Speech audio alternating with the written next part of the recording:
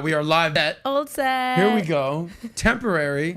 Welcome to the Soscast. This is where finance meets romance, the sexiest financial podcast in the world. Oh my God, I'm choked up. Sexiest financial podcast in the world. Only here on Valuetainment, the #1 channel in the world for entrepreneurs. A lot of stuff going on in the world. Yes. A lot of stuff going on with money. A lot of stuff going on with relationships. Some of us might be in relationships. I don't know what's going on out there, guys. We're not talking about that. We are talking about you out there in the audience today. My name is Adam Sosnick. You can call me Sos. And here on the Soscast, we have one goal.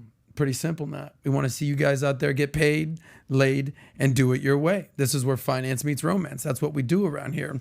Here's some of the topics we are covering today. We're going to be doing a reaction to my friend, my colleague, my mentor, my CEO, who I co-host his show, PBD. My reaction to his definition of a high-value man. We're going to be speaking about with a good friend of ours, Josh Hudson. He's out there in California. We're doing a Zoom call with him in about a half hour after we react to PBD. We're going to be talking the pros and cons of marriage, finding the one, how to get your girl back. What does it mean when your girl goes on a girl's trip? Understanding prenups, money, breakups, dating, marriage. That's what Josh is going to talk about. And we're going to talk about some of the most toxic women out there, who to avoid, types of women, and a man who is getting a bad name under the guise of toxic masculinity, who's getting a bad rap.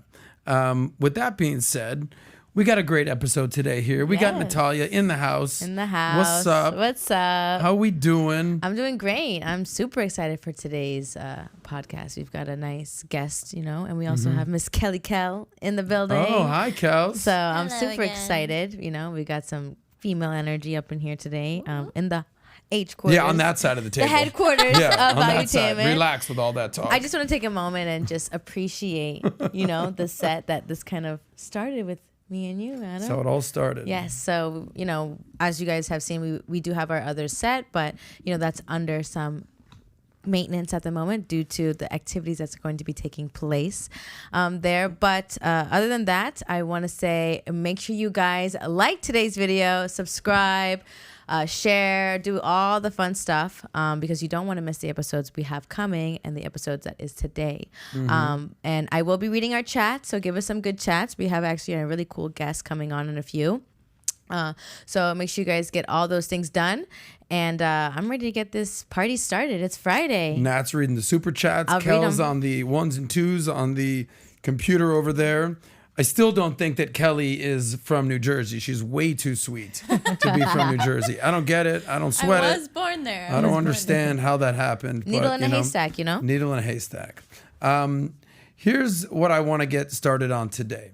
I want to get right into it in this concept of being a high-value man. This term gets thrown around a lot, and it gets thrown around so much that even the guy that I would definitely describe as a high-value man, possibly the highest value man I know, PBD, is now doing videos about it. Talk about the Manosphere and the red pill type space. It's seeping into all aspects of content, and even PBD is taking his time to react to these types of things. But so in this video that we're going to do a reaction to, the goal is for you to understand how life would be for yourself when you get to that point of life and the benefits of establishing yourself and your credibility of becoming a high value man. And you let me know your thoughts of the 10 things we're going to discuss today, what we missed, what we made sure to discuss, whether you agree, whether you disagree. We love it all. We love the conversations around here. We love debates. But one thing that I will say that we stand for is self-improvement as a man, understanding the concept of supply and demand, that once you can become this high-value man, a man of status and success, you would be of limited supply and you would be in high demand. That's basic economics, whether that's in the business world, the financial world, the dating world, all that fun stuff. So we're going to be discussing that and to be discussing why women want this high-value man, because it's basically, essentially, the triple threat, right? The total package. When we talk about having wealth, having looks, and having game, we did an entire episode yesterday. It was essentially wealth, looks, and game, and what the 3 rules of men need to understand of being a provider, a protector, and being present with your woman. Of those 3, to be honest with you, I need to understand the presence thing a little bit better. Yes. Blocking out all the noise, being more present.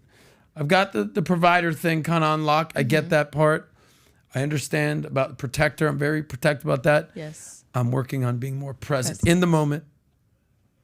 There I was right there. I knew you were I was here. in the I knew moment you were right here. there. So with that being said, we're going to start this reaction video. Yes. I'm in the moment still. Okay, got you. Okay, gotcha. Okay. Gosh. We're going to react to what Patrick defines as the 10 qualities of a high value man. And essentially, I think the whole premise was 20 things that women need to understand about a high value man. But since this entire show and episode is about helping you gentlemen out there, we're not going to go over the 20 things for women. We're going to focus on the 10 things for men. So Kelly's going to stop and start each of the 10 descriptions each time, and we'll react to it and then keep it moving. We'll do this for about 20 minutes or so, and then we'll bring in our friend Josh and go from there. So with that being said, this is PBD's 10 qualities of a high value man. So let's go through 10 different things on how high value men are. Number one, high valued men have many options. You are not the only option. They have a lot of options. They generally could be talking to 4, 5, 6, 7 different women at the same time. This doesn't mean they're being promiscuous with everybody, but they have a lot of options. It's tough to find high valued men. High valued men are very, very attractive. It's like the hottest girl in high school. How many men were chasing her? High valued man, 28 years old, 26 years old, 35 years old. A lot of women are chasing him as well. Cool. So high value man has a lot of options. Yes. Okay, so here's how I would define this, because Pat used it in terms of relationships, because obviously this episode was encouraging women. What I would say is this: whether it's in the business world, whether it's in relationships and women, whether it's a lifestyle where you're going to be operating and living, that's exactly what a high value man has options. So for instance, in business, I've been working at the same company for 17 years. Wow. Okay, 17 years. Holy shit. Yeah. My same financial firm. Do you know how many times I've gotten recruited by other companies? Nonstop. Hey, Adam, we do this. What do you think about this? Would you want to do this? And I'm like, let me hear you out. No, thank you. I'm good where I'm at. But I have loyalty. I have a very good thing going on. But because I've established myself in being so good at this specific thing that I do in this financial world, companies recognize that and make offers. Right. Want to see what you got. So I have options. The reason I have options is because I'm really good at doing this one thing. Right. So we're talking about the context of options of a high value man. It's true in the business world. It's true in relationships. Before I started dating who I'm dating now, believe me, there were several options. Right. Okay. And I was like, all right, this girl, all right, cool, check. All right, at some point you have to pick, just like I stay with my firm and pick a career, you have to kind of pick a woman. Same thing, by the way, regarding lifestyle options. When you have money and you have, things going on that are well, you can decide where to live, how to live, who to live with, all that fun stuff. So what are we saying here? Options are just like the coolest thing that you could possibly have.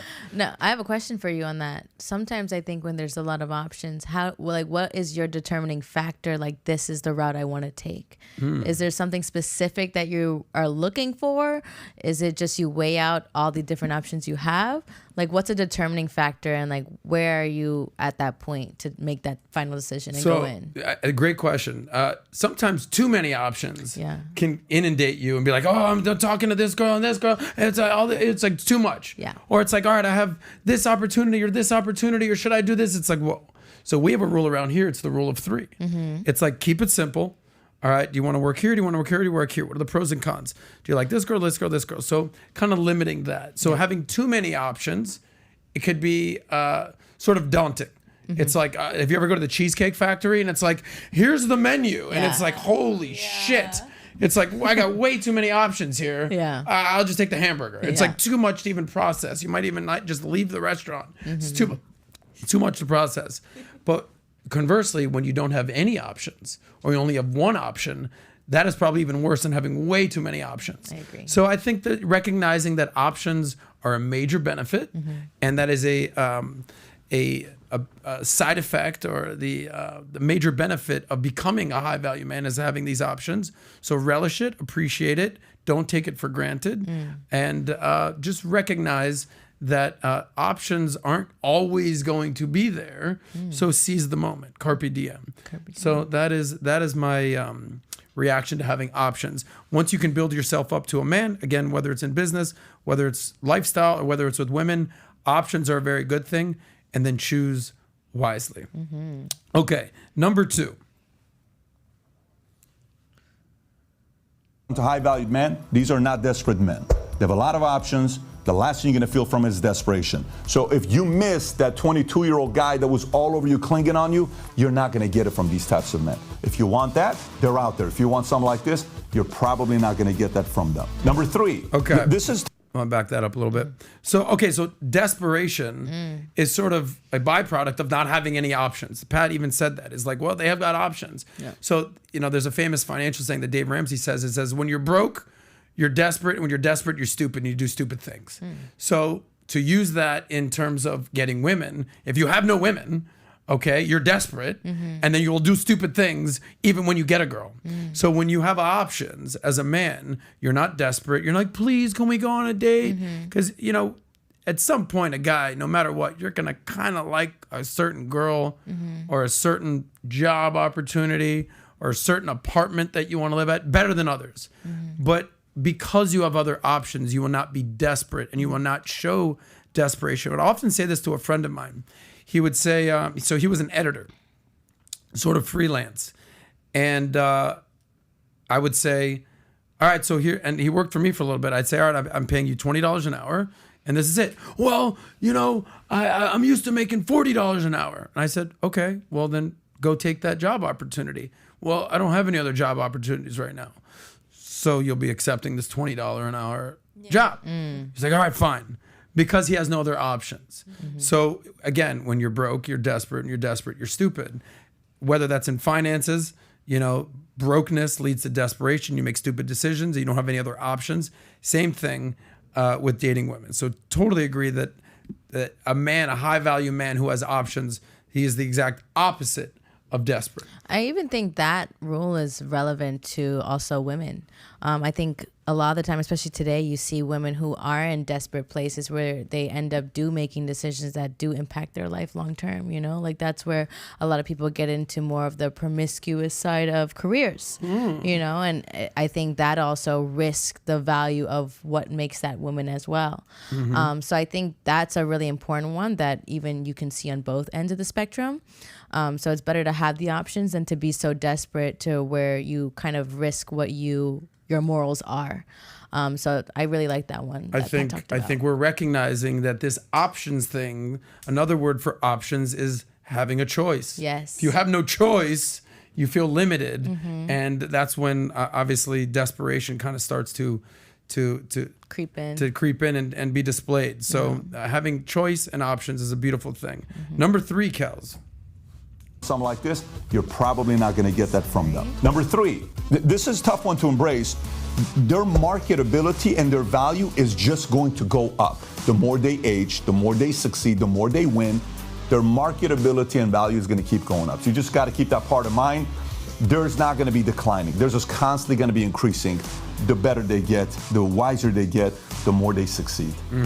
Okay. This is true. And I've seen this, and it's not true for every guy. There's a lot of guys I know there that really their market value has gone down, maybe sexually, but men are success objects. Women are beauty objects. I'm not saying that men don't also have other qualifications that women look for, looks and personality and being sweet and nice and tough and being a provider and being a protector and all the stuff that we covered. But men are largely judged by success, whereas women are largely judged by beauty and sweetness, inner beauty, outer beauty, how they look, how they act. It's not just your physical beauty; it's the beauty you possess inside. Shout out to Whitney Houston right there. Yeah. But a man's value will continue to go up. Why? So when you're in your 20s, you haven't done anything yet. You maybe just graduated from college. You've been at your career for maybe a year, 2 years, 3 years. But after maybe 10 years, Malcolm Gladwell wrote a book saying that You become an expert at something after 10,000 hours, right? So after you do something and you have competence in a career, in a field, then you develop confidence, and that will continue to grow well into your 30s. Now that I'm in my early 40s, it's like I feel like I'm now just finally hitting like the peak moment of money, success, lifestyle, women. I feel like that's something that men need to fully appreciate. I'm also very vocal, like, because living in Miami and South Beach, I've probably, had a little bit more fun than most guys. If you're living in Wichita, Kansas, no offense, you're not probably like going out as much as, some guys in their early 30s, they're ready to kind of get tied down. Right. Kind of took me into my early 40s to kind of really embrace that. But men's value continue to go up, especially in the business marketplace. If you take care of yourself and you look better and you eat right and you work out, your sexual market value will also increase. I mean, I know plenty of guys who are 42 years old and they're dating a gorgeous 25-year-old. If I got a nickel for every time, I'd be a billionaire. I've seen that. Okay, I agree. So especially down here. And the more success you have as a man in the financial side of things, the less maybe your looks or your game will have to be there for you to rely on. The less success you have money-wise, then obviously those other three things. So again, we talk about success and wealth. We talk about looks and attractiveness and fitness.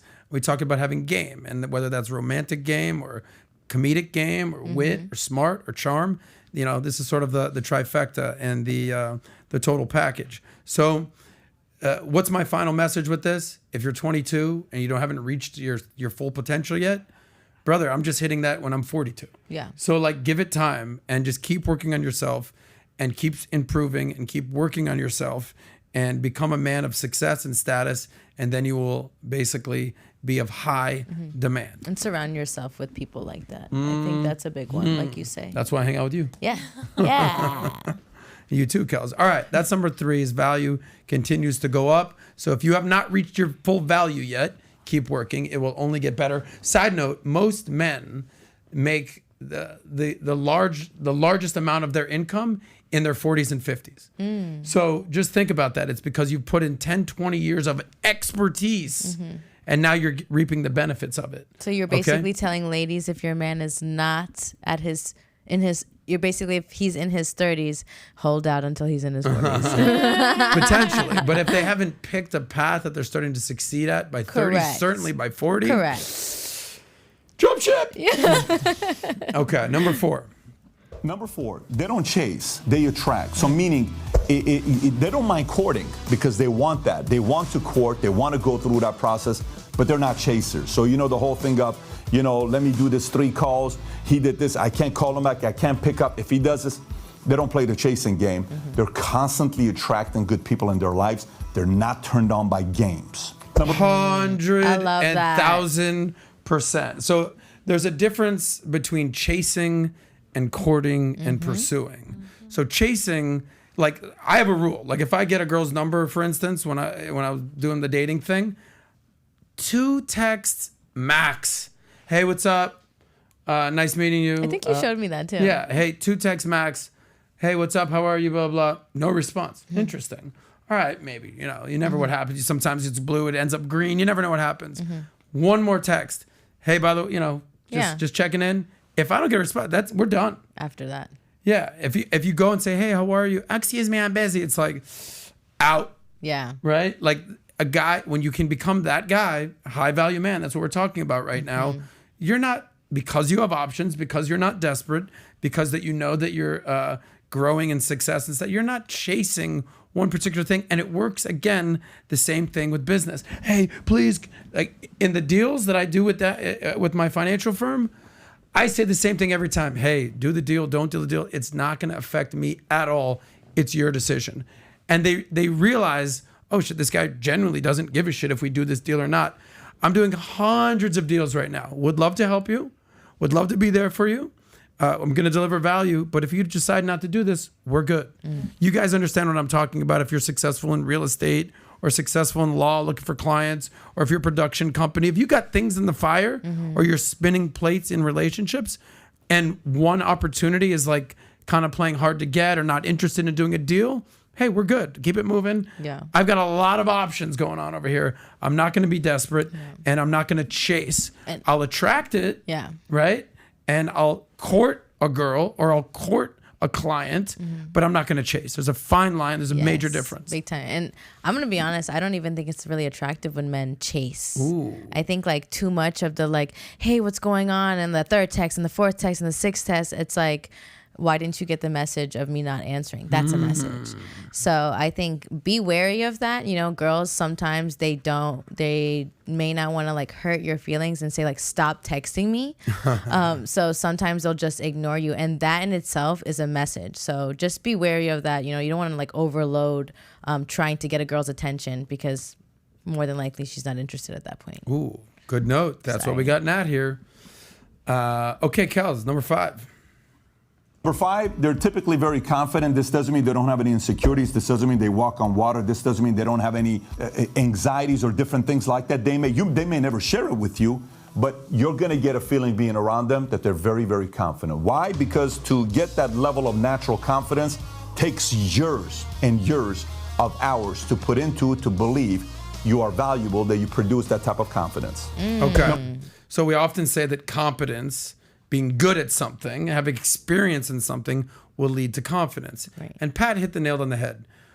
We all, and I mean all of us, have those days where you're not feeling your best. You may have a pimple. I don't know. Maybe your haircut don't look so good. Yeah. I don't know. Are you thinning a little bit? We all, women, I don't know, my skin, my boobs, like who knows? All right, my fitness.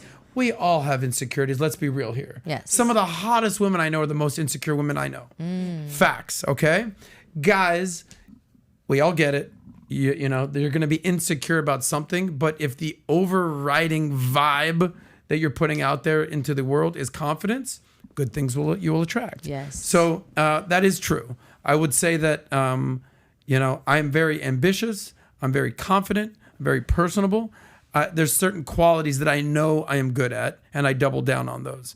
And we've constantly talked about what women look for in a man. At the top of the list is confidence. We don't need to debate that or overplay that, but it is essential. Yeah, and I think even confidence itself, when a woman sees a man confident, it shows a level of security.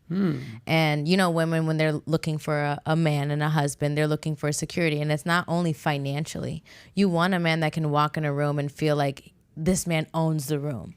You know, so I think confidence, it doesn't necessarily have to be like, oh, like I look good. It has to be like he said, like you have to believe your value. You have to give yourself that value. And at that point, it comes off. Like you don't have to announce that like I am confident and I am valuable. It just pursues itself. And women find that so attractive. I'm so glad you brought that up. Oh my gosh. Because we talked about our insecurities or being vulnerable.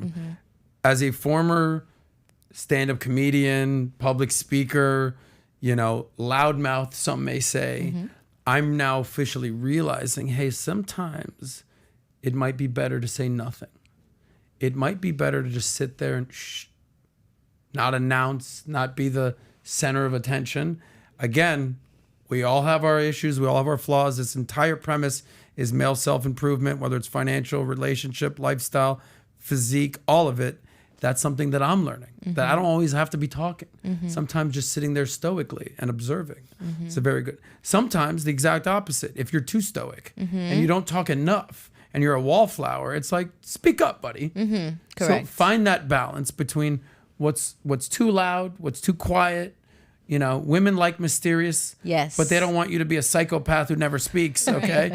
Find that balance. If you're too loud, you still talk, you want all the attention, it's a turnoff for women. Yeah. If you're too shy, you don't talk enough, that's also a turnoff. Yeah. Find that balance. Yeah, that balance is like, that curiosity, it like gets the cat. As I say, like, you know, curiosity kills the cat. Like that, I think, is a really big turn on for women as well.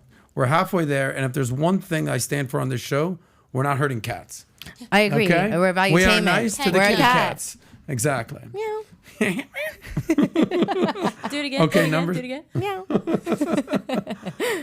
All right, number 6, Kels. Number 6, they take care of their body. This doesn't mean they're all bodybuilders with six packs, but generally a high-value man, they exercise, they have a decent diet, they don't fool around when it comes down to that. Doesn't mean it's perfection, but they do take care of their body, so they expect their women to also take care of their body. Okay. I love this one. Now, most men who are super successful, I'm talking about super successful guys, they're eating right. Yes. I mean, meaning like they're eating good.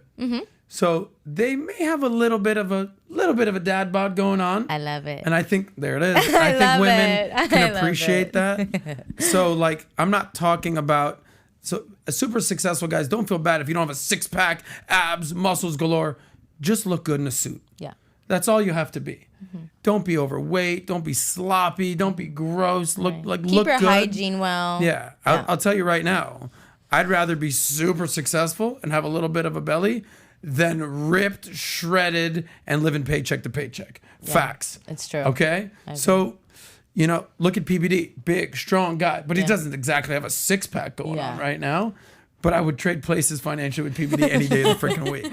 Just know that. I even think, I don't know, when I see like men who are very wealthy, they do have that body that you speak of. And I don't know, I feel like it's like a wealthy belly. Yes.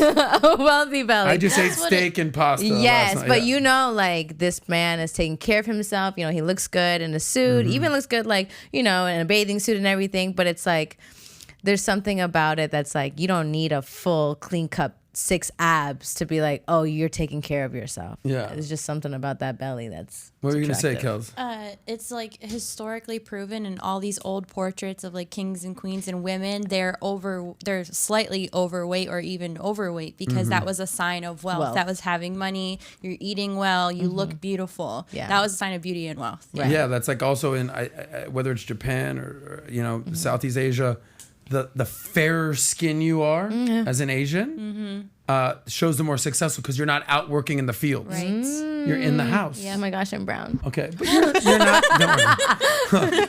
Our family be working.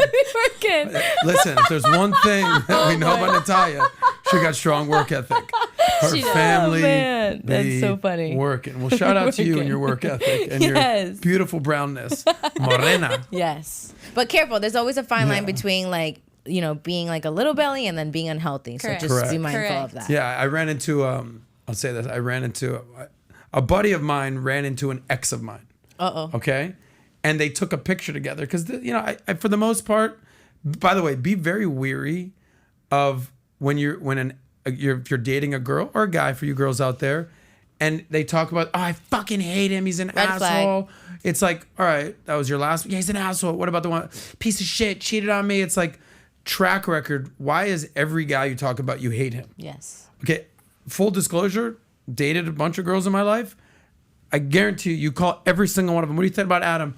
He was so nice, whatever. We had a great time. It just didn't work out. Yeah. Like, meaning, ask them for a referral. Like, things will be okay. Not every relationship is going to work. We know that. But if every relationship you're in, you hate them, they suck. It's like, oh my God. It's like, all right, maybe you're the problem. The problem. Same thing with work. Oh, why, you've got 10 jobs in your resume. Oh, my boss was an asshole. Oh, they disrespected me. It's like, well, maybe you were not working that hard. Maybe you were the one disrespecting your job. So just be wary of that. So the point is this. Buddy of mine runs into an ex. And that's how they know each other. Yeah. And they're like, oh my God, let's take a picture for Adam. So they both sent me a picture. Yeah, whatever. Yeah. And I go, how was the dude she was with? Yeah. Because I'm concerned, And he goes, yeah, he looked good. He looked healthy. He had a little bit of a belly, but like he's eating good belly. Yeah. So I'm like, oh, so he's doing. He seemed like he's doing well. Yeah. So meaning like exactly what you're saying. I was like, me being curious, I'm like, well, what do you mean? How do you look? Was he? I'm like, was he fat? He's like, no, he just kind of had like a rich belly. Wealth belly. A wealth belly. Wealth belly. Meaning you're eating good. Yes. So I kind of have that right now after You're my eating trip. good and you're paying the bills. A money bag. A money bag. money Oh, I bag. like that, Ooh. Kelly. Okay. Number 7. I love that. Number 7, they're not needy, they're not clingy, they're not constantly seeking your approval. And some want that. Some want their men to constantly be seeking their approval. You're generally not going to get a lot of that from a high value man. Yeah, I mean, that just goes back to the 1, 2, and 3 is that he has options. He's not desperate and he's confident. And he's not going to be like, please, baby, what do you think? Oh, what do you... Yeah. It's a very unattractive quality for a man. And for a woman to me, because I've talked to a guy where like he was like more on the clingy end. And before that, I talked to a guy who like wasn't. And when I got the taste of somebody who was like really clingy, I was super like turned off by it because I just thought to myself like, why aren't you working? Like, you have too much time to text me. Yeah, like how do you have every single minute of the day you're texting me and it's like I don't answer you and you're upset about it. I'm like, I'm working and I'm not, I don't even have my own business like you do. Like, how do you have so much free time like that to do that? So it's, women pick that up easily. So just be mindful of being like wanting to see your girl because it's more of a turn on when you leave a little bit more mysterious. Like, sorry, babe, I'm working, I'll call you at the end of the day. I think women can appreciate a guy who's working hard. And let's say you're making plans with your girl, you're in touch with your girl, whatever it is. You say, hey, about to go into a business meeting. Let's talk in a few hours. Whatever it is. I'm like, oh my gosh. Did you see that? I'm like, wow. Okay, babe, have a great meeting. I hope you kill it. Remember that. Close the sale. Yes. These girls just both got a little Don't be making up stuff. Over here. Just do you. Yes. And we love that. We support that. Yes. But I also agree you can make stuff up. No. If you're not that busy dude yet, at least fake it till you make it. Be like, hey, babe, about to go to an audition. Hey, babe, we got a podcast. Got a business meeting. You're not wrong, but actually go do those things. Yeah. Fine, make yourself busy. Right. Correct. Like make it. Yeah. But fake it till you make it. Like if you're not that busy, don't be like, hey, just home playing video games. What are you up to? No. I'm blocking you. Bye. Yeah. Hey, got to run off to a meeting. Hey, got something I got going on. Look busy, but actually be busy. Right. Yes. That's the intention. Okay. Number 8, which I think is probably the most important thing on this list. Go ahead. Great, they have life goals. They're going places. They have a vision. They want to go out there and do something big. So if you are expecting this person to be at home at 5 o'clock every night because that's what your dad did, the question you have to ask yourself is, you may love your dad, but was your dad a high-value man? If the answer is no, he was just a good man, it's very different than a high-value man that's got big goals in their lives that they're in the hunt with. You can't say, well, I want him to be like my dad and be home at 5 o'clock, but I want him to be thinking big. There's a big conflict there. You have to understand that part. Number 9. Here's the deal. The most important thing a man can have is big life goals. Okay? And don't expect your women or your woman in your life to fully understand, appreciate, or recognize what your goals are. Because her goals might be entirely different than your goals. And when you state what your goals are, as a man, don't expect your woman to be like, I love it, go for it, babe. They might be like, oh, all right. And they might, whether they're into you or maybe vetting whether you're the right guy for them, do not deviate your life goals, your big dreams, your aspirations to appease a woman, to appease your family, to appease your mom, to appease your sister, to appease your dad. Don't do it. Don't compromise. If you have big goals, own them and go for them.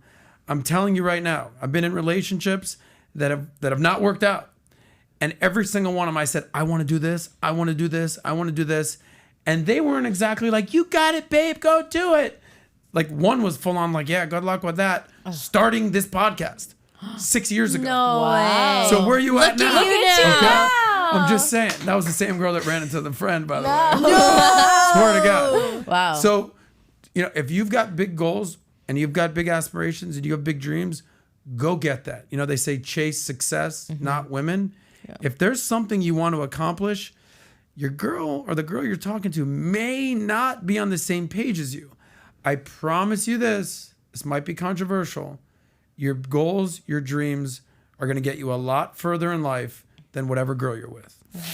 I'm sorry. Well, because once you get those big goals, big dreams, there's plenty of fish in the sea. I will say this though. Once you are on track and you are accomplishing your goals and you're on the track of doing that, when you find a woman that does support you during that process, that will also elevate you in a different way. So just be mindful. Don't feel like just because you love this girl right now, this is the girl you want to be with, that you're going to deviate what you're trying to do to better yourself as a man and for your future life. But on that route, you will find the woman that will be the supportive woman you need in order to accomplish those goals. Yes. So just maybe maybe not right now is the time, but the time will come. Okay. So number 9. They take responsibility. If they're going to screw up, they're going to take responsibility. If this is a real man that's a real leader with the right character, they take responsibility, and when they screw things up, and they'll generally improve. Okay. The hardest thing in life to do is look in the mirror and tell yourself, I really fucked this one up. I got to own this. You have no idea how many times I looked in the mirror and was like, you again, bro? I got you. But then you have to realize, okay, why am I feeling this way? Am I going to make an excuse, or am I going to own up to where I screwed up?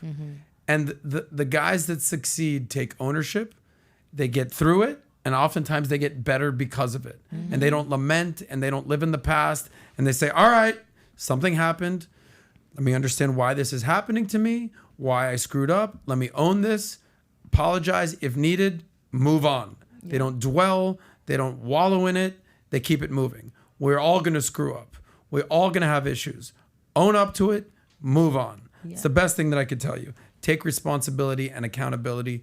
Nobody likes a victim or victim mentality. Right. And I think this one's even important as like being a parent at times.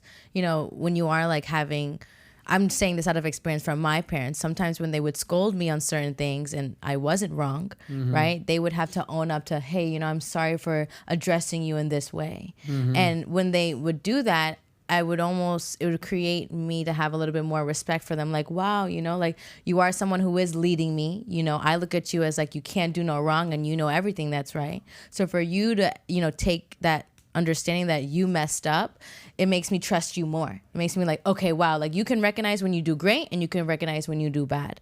So that's a really important one that sometimes people may overlook because they think like, oh, I'm like lowering my ego. But sometimes that's like a switch you need to have a connection with a person, and especially your kids. So that's a big one because I was a little bit of a rebel child. Yeah, shout out to Marvin D for dealing with a badass Natalia, making her work out in the fields. That's how she got that nice, beautiful brown tan. Maybe that's what happened. Get out there and work, girl. Respect. So all right, number 10. We're wrapping this bad boy up. Yeah. Last but not least, you have to know when you do become a high-value man, you've already been through a lot of different relationships. You know the game. You see the signs. They understand certain red flags. Yeah, I don't know about this. And they know when you're faking it or acting too much to make sure you seem perfect. They've been through that as well. So they're not turned on by those games. They know the game. They understand the game. They play the game. They just want to retire away from the game because they want to have a family. They have bigger plans with a person that they want to run with.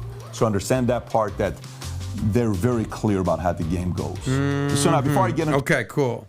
Yeah, I would say that at a certain point, a certain phase of your life, you understand the game. The business game, the game of life, which you're consistently learning and applying, and also the game of women. You've been around, you've been on multiple dates, you've had relationships. We talk about experience, we talk about competence, it leads to confidence. If you've been out there and you've been dating, you understand what a good girl is, maybe not such a good girl is, what red flags to identify in women, who to invest your time with, who is just simply someone you can spend your time with, not invest your time. The difference between a short-term girl in your life and a long-term girl in your life. The difference between a one-night stand and a hookup and just something casual versus like, oh, hold on, ding, ding, ding, ding. We may have a winner here. So men with experience know the game. So that is some of the benefit of being in it for a little while, is understanding the game. It's like sometimes in the NBA, some players, they might be a little bit older. Like Chris Paul is a perfect example if you're familiar with that guy. He's probably in his late 30s, still one of the best point guards in the NBA. Not fast, not athletic anymore. He ain't dunking on you. Doesn't have the best shot. But what does he have? He understands the game. Often they say that the game slows down for these types of guys. They're not in a rush. They're not in a hurry. They're what they call heady players. They're smart. They understand the pick and roll. They understand, all right, cool, the defense is doing this. So you just become wiser. You understand the game of basketball, understand the game of life, understand the game of dating, and you play it accordingly. So that, my friends, are the 10 qualities of a high-value man that PBD broke down. And I got to tell you, this guy, PBD, I think he's going places in life. I don't know. If we're just using this one... you don't know? I know. He is. I think things are working out for PBD. Big time. And I appreciate him doing this episode, and I appreciate him give us the opportunity to do what we do here and react to his episode. With that being said, let's get move on to part 2 of today's Soscast. We're going to bring in a special guest, Josh Hudson. He is a licensed marriage and family therapist. We're going to talk relationships. We're going to talk relationship mastery. We're going to talk how to save your marriage, everything he does. Before we do that, can I show one of the clips that he has done to kind of do him some credit and some service? Go to that video that he did. I love this video. I've watched multiple of his videos. This is how a man can make a woman instantly forget that she's mad. This is one of Josh's videos. One of the sort of the concepts that we're discussing today. Make sure to start it from the beginning. You might have to reload it. I'm going to refresh the page. Okay, refresh it. Okay. The next time your woman criticizes you, just do this. Babe, are you kidding me? You're gonna leave the trash out again. Are you serious? You said you were gonna take it out last night, and now it's just still sitting there. And we said we wouldn't do that because you know how I like to wake up to a house that's clean, and I don't understand. Oh my gosh.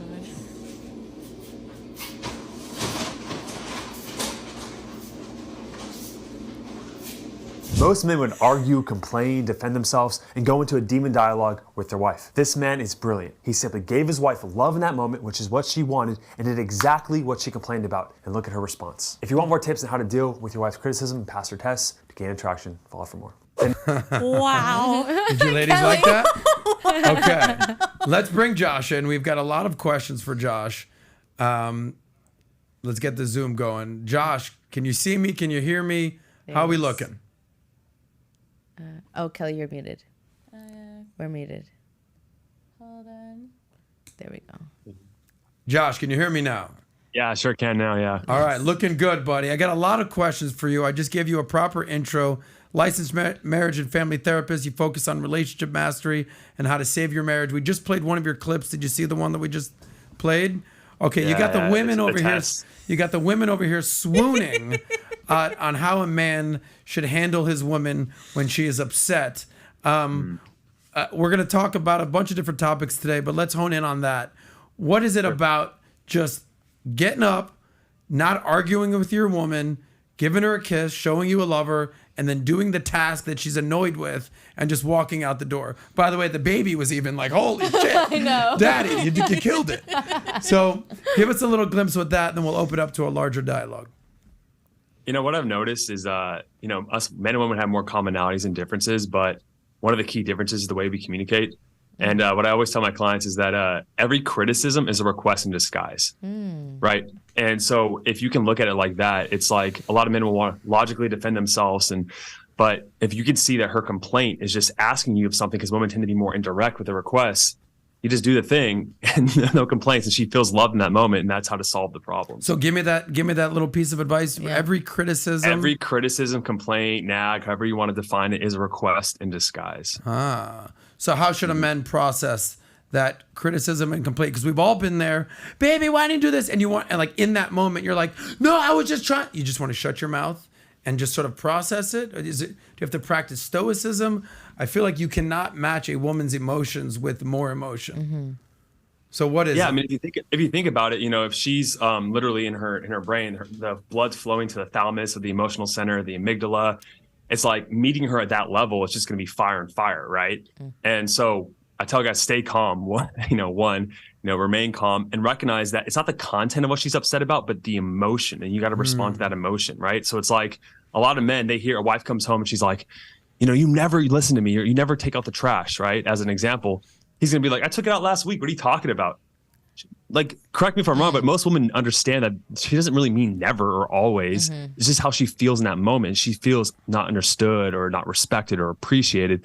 And so if you respond to her by either taking action is the best way, or at least say, yeah, you feel frustrated that I'm not taking out the trash, right? Brother, and you respond to her on that emotional level, she feels understood, she calms down, and then she can see logic. But it's better just to take action. You just hit the nail on the head in many arguments I've been in, okay? And they say, you always do this. You've never done. It's like, always? Never? Yeah. These are very large blanket terms. That happened once or twice. What's with this always never talk? Like if a buddy said that to me, I'd be like, what are you talking about, you fucking idiot? Like, but you obviously cannot say that to your girl. What's with these blanket statements? You never do this. Why don't you ask the women why they use always and never, they're there? Yeah, ladies. I actually don't like it because I've had a lot of guys generalize to me and like, oh, well, you always, whatever. And I'm like, that's a generalization and it's not true. And I say, hey, that's actually, this is this one instance.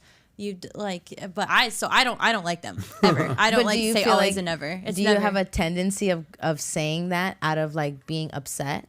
To like prove a point. I don't think I do, because I've been in too many arguments where I recognize it in the other person. So now I'm very self-conscious when I say it, because I never want to make them feel that way. I try to use I statements, and I'm like, you didn't take out the trash today, and we talked about it 2 weeks ago. You did it last week, but now there's this pattern because their brain, like Josh was saying, like they're not emotional about it. So you have a sense of maturity about you, but like most people, and I'm gonna say it's not a woman exclusive communication trait, absolutely, but when most people get upset, they don't think consciously and mindfully, what word should I use here? They just throw out how they're feeling, in this like word vomit, and it comes out just with always and never. And if the guy is like responding with logic, as most men do, he's going to pick out the words you're using and try to argue against that. Yes, that is so for true. instance, if a girl said, tell me what you would do in this situation. Here's what I would do. Tell me if this is right or wrong. You only text me. You never call me. You never take time to call me. All you do is text. I'll be like, all right, well, let's check the records. Looks like I called you 6 times in the last week. What do you? I mean, way to piss the girl off. Never. Like communication is like layered, right? Yeah. On the very top layer, you have words and logic, but underneath that is the emotions. And then underneath that layer is actually the relationship. So in that moment, what's the need that's not being met? Like, what does she really want from you in that moment, more than just the practical level? So what should I do in that instance when they quote unquote you never call? But I'm showing them a phone log of 6 calls in a week. We don't want to see the phone log. That's what I'm asking. I would You want to do like, as a you man. want me to reach out to you more. You want to feel like I care more, right? Like that's the ultimate need underneath all that emotion, all those words. It's like, I want to feel like you care more, right? And so giving her that action of the kiss, like the guy did in the video, it's like that's showing her through action in that moment, because words are so nothing to a lot of women, right? They're just words, right? Now, but I have a taking question action for and that. giving her what she wants in that moment is like the best way to make Match her the feel emotions. Don't appeal to her logic or brain, so to speak. Appeal to her heart.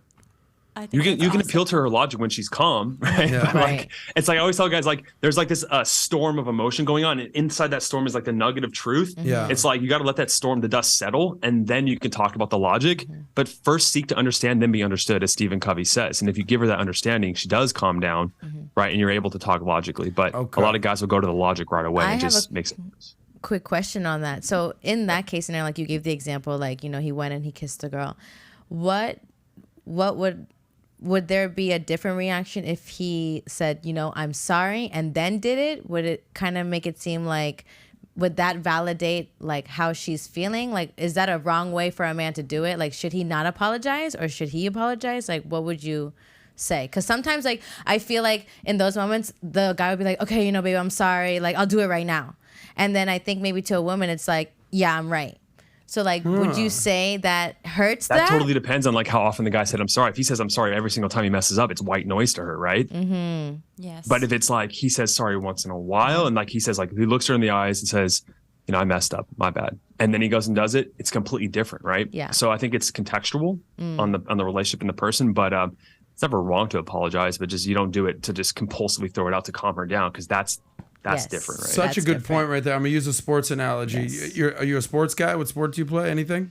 I played soccer growing up. Okay, my whole life, soccer. actually. So I was a big basketball guy, football guy. We used to say soccer. We all know the guy in the team that continues to mess up. Hey, my bad. Hey, my bad. Hey, my bad. Well, it's like after the 12th, my bad, you're off the team. Okay? If this is something that happens once or twice, yo, bro, that's on me. My bad. Hey, bro, all good. So I fully agree with what you're saying, is that if if you use the I sorry thing effectively and you are actually sorry, then it is an effective form of communication.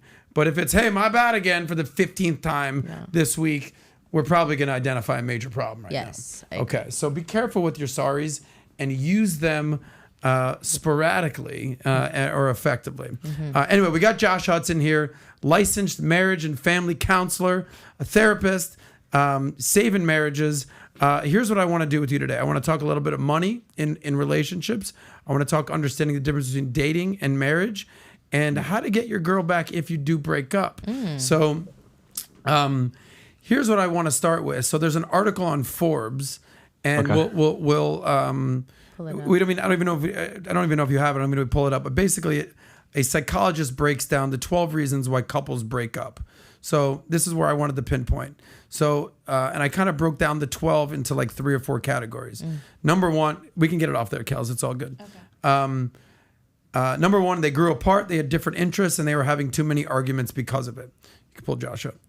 Number 2, there's a lack of respect, lack of sex, lack of faithfulness. So of a lacking. Then you have the money problems, lifestyle problems, hypergamy, where that kind of comes into thing. Women looking for bigger, better deals.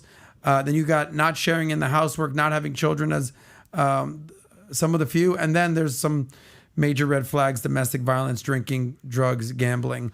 Of those, what do you see like as the 2 or 3 most common problems why couples break up?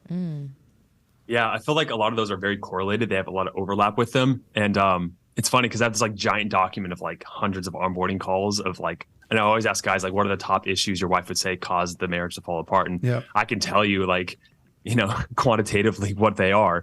Oftentimes I label it as trust is one. And when I say trust, the man doesn't do what he says he'll do, right? That's a huge one. Like, oh, I'm going to take care of this. And he never does it, right?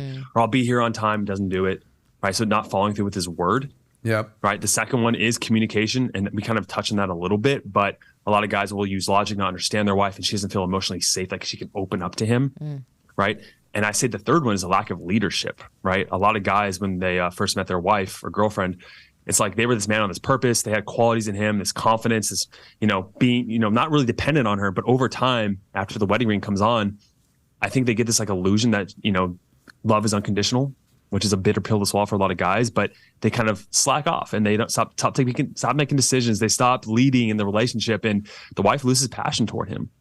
So those are the top 3 that I found. Gotcha. Where's money in all that? That's, money is actually, so I look at this as like every other problem is just a branch on this tree. And it's like, there's root core issues that I just mentioned, and money, kids, sex, religion, those are things that you can deal with practically, but I like to look at it as like there's a deeper core root issue, which is the lack of communication, the trust, like these core needs. Because you can find an example of another couple that struggles with money, but they're able to work their marriage out. So why? What's the difference? It's these core root issues that are really strong in the marriage. So, by the way, I forgot to ask you the same question that I ask everyone that comes on. What is your relationship status as a relationship expert? I think that's important to identify. And then how do you make your money? Oh, two separate questions. Yeah. The woman I'm with, I do want to marry. We've been together for about 9 months now. And how do I make my money? I mean, I help men save their marriages. I have a program in helping them do that, get their wife back after she wants out and, after she wants divorce. So that's the majority of the way I help guys. All right. Well, let's save some marriages today. Yes. Let's save some relationships. I assume there's some overlap there. And congratulations to the 9-month lucky lady. I thought you were going to say 9 years. I was going to say 9 years. My guy. 9 years. It will be. It will be. By the way, how hard was it for you to convince your girl, like, all right, we're going to do this when you're out there talking about this nonstop? You see what I'm saying right there? It's like, how do you feel get she's pressuring me behind closed doors, like you're preaching marriage, but you're not married kind of thing? That, and also she's like, I don't know. I see what you're saying and how you should act, but I saw in real life that you act like this. So are you bullshitting me? Like, women have a bullshit test, no doubt. Yeah. So they might see something you say on a video, and you do a lot of videos, and they'll say, well, I noticed that you didn't do that. So how did you, find that balance with your lady?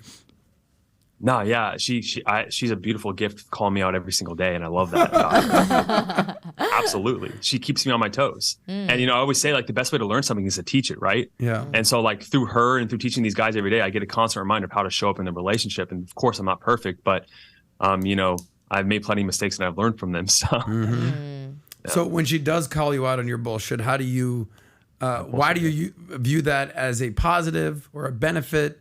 And how do you not get emotional and be like, no, you don't understand? Like, right? Because no matter this, whether you're a pickup artist, whether you're a salesman, whether you're starting a business, you're not a robot. Like if it says, hey, don't react, don't be emotional, easier said than done, buddy. So it's like, how do you not fall victim to, no, it was just a video, that whole thing? Yeah, I mean, I come from this. My ethos is like, I did video on Dr. Peterson about this, how, I think women are, those criticisms and those nagging, those complaints are when you as a man are falling off your strongest archetype of becoming the best man, and she sees that, and I see those criticisms as like, all right, she's calling me out to like improve me and help me, as much as I point out her behaviors that push me away from her, right?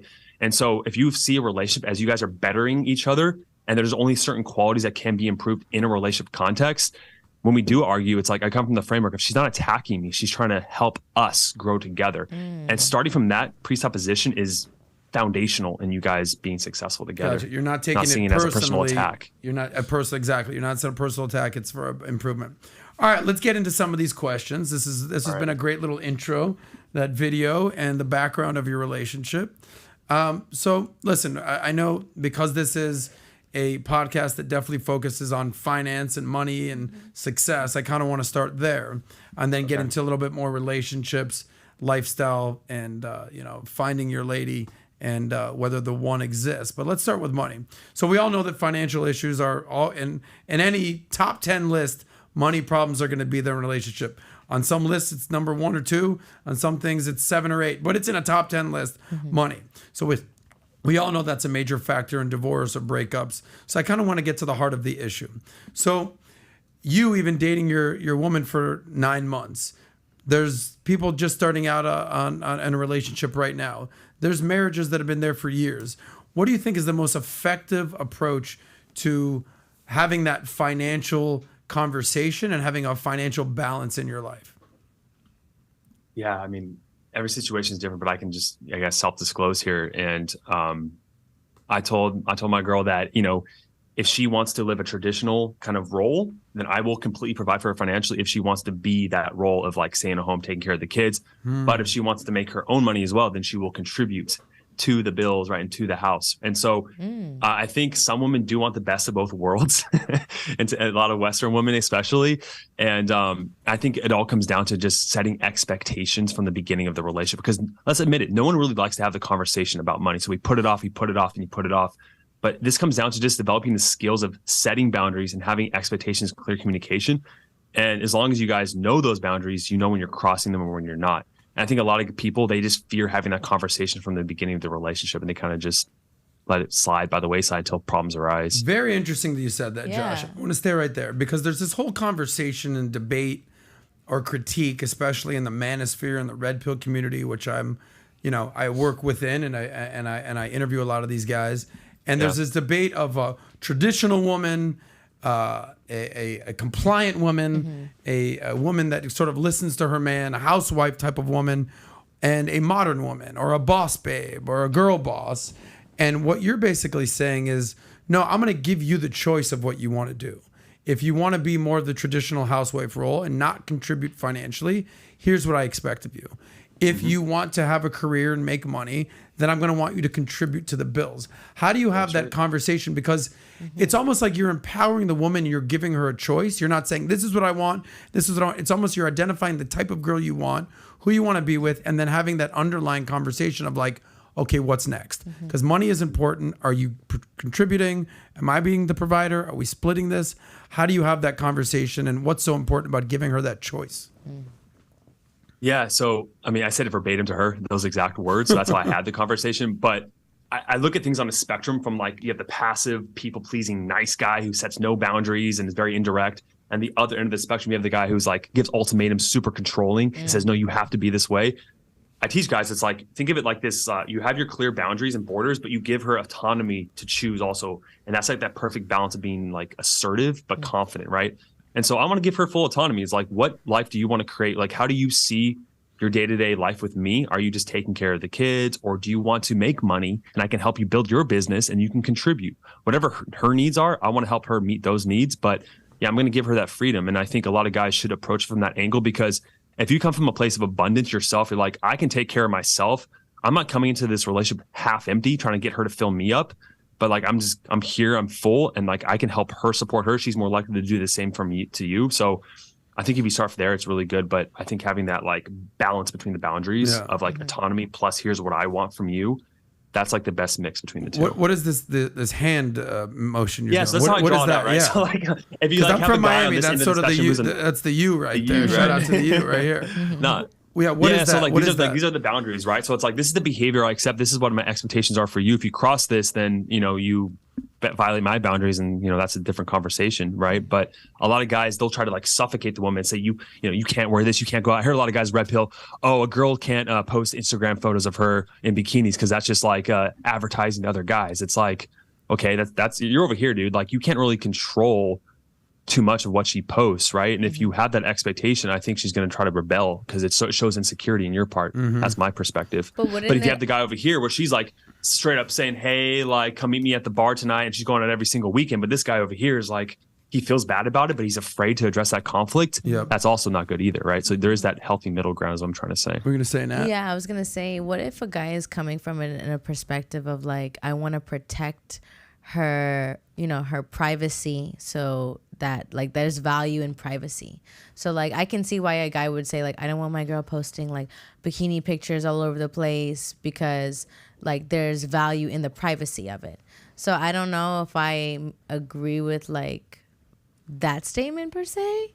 I think when a man like shows like I don't want you to do X, Y, and Z, it's because I'm looking out for you. I think that's important because as a woman, it's like second eyes without like, sometimes girls will do things out of like emotion and like, oh, I feel good and I look good.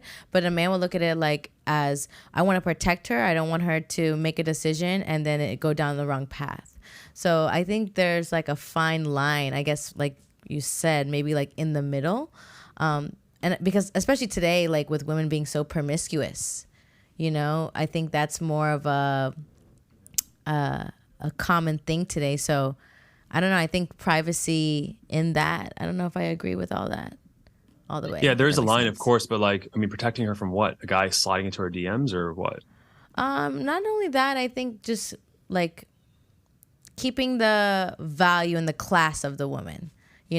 Maybe it's the way she takes the bikini picture that makes a difference. Is that kind of where your head is at? Well, I mean, that's the thing is like, isn't it the woman's choice to say if she finds that valuable? It's like, I think as a guy, like you're placing your own values onto her, which she could choose to accept or not, right? That's a boundary you have. But if she was doing it before the relationship, why would she then alter that in a relationship? I see what you're saying. Respect for the guy, or I see what you're. Well, if a guy decides to be with a girl and he saw that she's been promiscuous in a certain way, and then he's asking her to change, that's different. But I think if she's not really like that's her thing, and then she decides to, hey, I want to be a little bit more promiscuous, I want to get attention, I think that's different. Yeah, that's different. Okay, she's seeking something outside of the relationship that she thinks her man can't give her. There it is. Right? Yes. So that's where I was coming. Be careful with your bikini pics. Good. I don't take them. Yeah, just be careful, ladies. Okay. You don't want to be too much about it. Remember, we're talking to the men here now. Yes, sorry. I want to stay. I really appreciate you're giving the woman the choice, and I fundamentally agree with that. It's listen, men, you can make all the demands you want. I've realized the more you demand, this is the way it is, women will 100% rebel. It's a human trait. You can't control people. We try to get control, we rebel. Fully agree. I remember telling a girl, all right, we broke up. You can do whatever you want. Hang out with whoever you want. Just don't hang out with this one person. What do you think she did?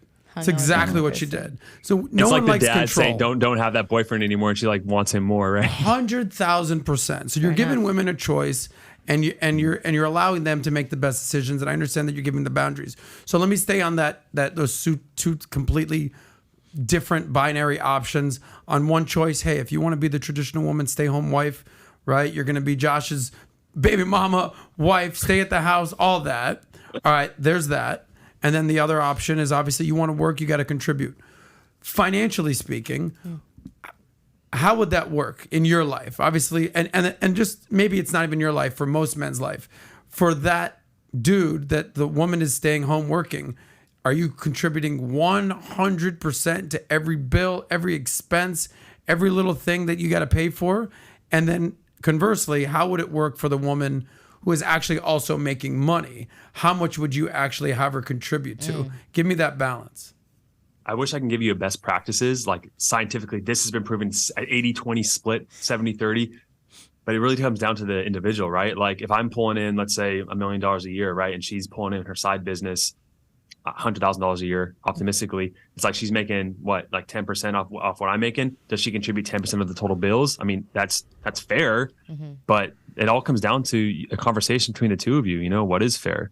You know, Josh is doing well when he uses examples of I make $1 million, she makes 100,000. All right, so the family income is 1.1 million. What happens if the family household income is collectively 100,000? How would you same rules apply?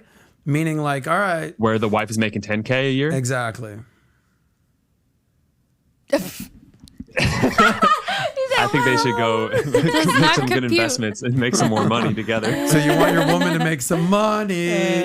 Got it. nice. All right. So speaking about money and access to your money, how does it work?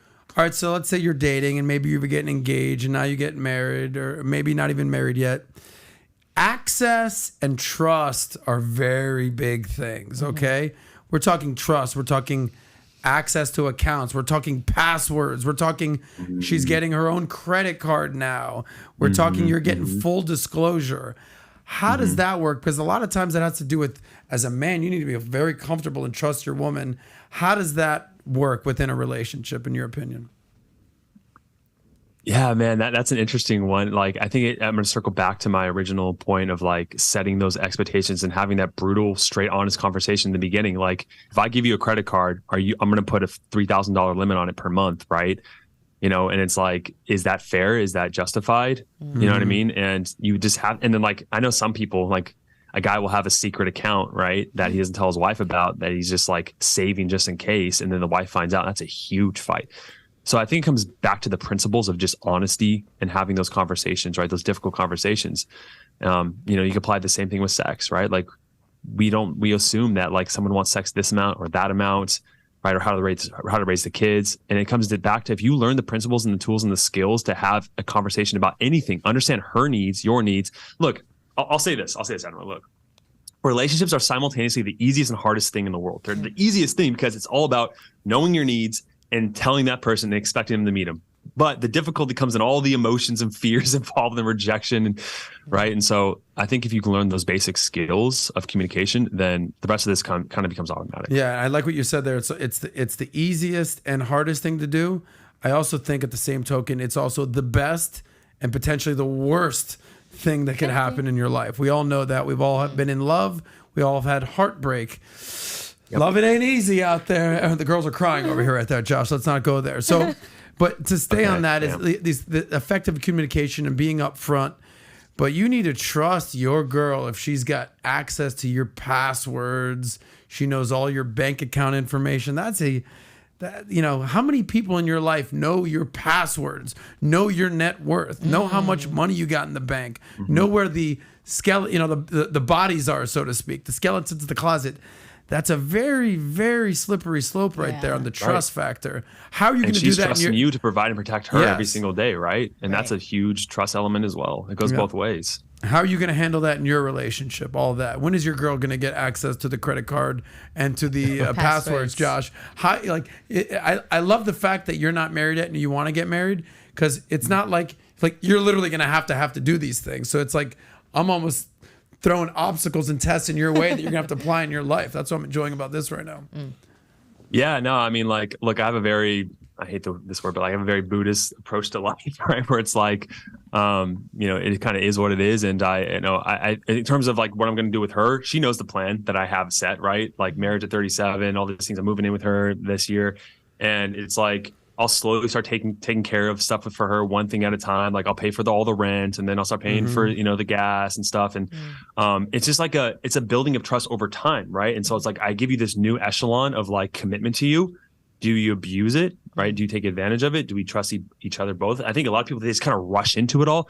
And majority of the guys, for example, that are in my program, it's like they married their high school sweetheart, or they married a woman in college after knowing her for a year. Wow. Right? They jumped into it all. And I think that's a huge mistake. Yeah. You know, you got to be with someone for a very long time. And then you got to see how it kind of plays out. And then you develop that trust over time is, I think, the best strategy. I have a question for you on that. Where's your kind of head at when it comes to like giving the passwords and doing that? Because isn't that in a way like you're surrendering to your partner instead of just trusting them with that access? If you know what I mean? Yeah, I mean, look, to use an extreme example to prove the point, like any of you can go cheat on each other any day of the week. Right. Right? anything's possible negatively. It's like if you perseverate on the negative, you're going to show up in the relationship guarded. You're going to push that person away, and they're going to do ultimately what you're most afraid of. That's just a self-fulfilling prophecy, right? It can apply to any domain of the relationship. And so you just have to accept that as a truth and not really focus on the negative and give them that trust until they prove otherwise. Yeah. Josh, personal question. Is your girl working right now? She's got her own career? Yeah, she works. She definitely she has multiple jobs. All right. And have you already had that conversation? So how old are you right now? I'm about to turn 34 next month. 34. And you said you want to be married at 37. So you're very clear on your goals and kind of where you're at time frame.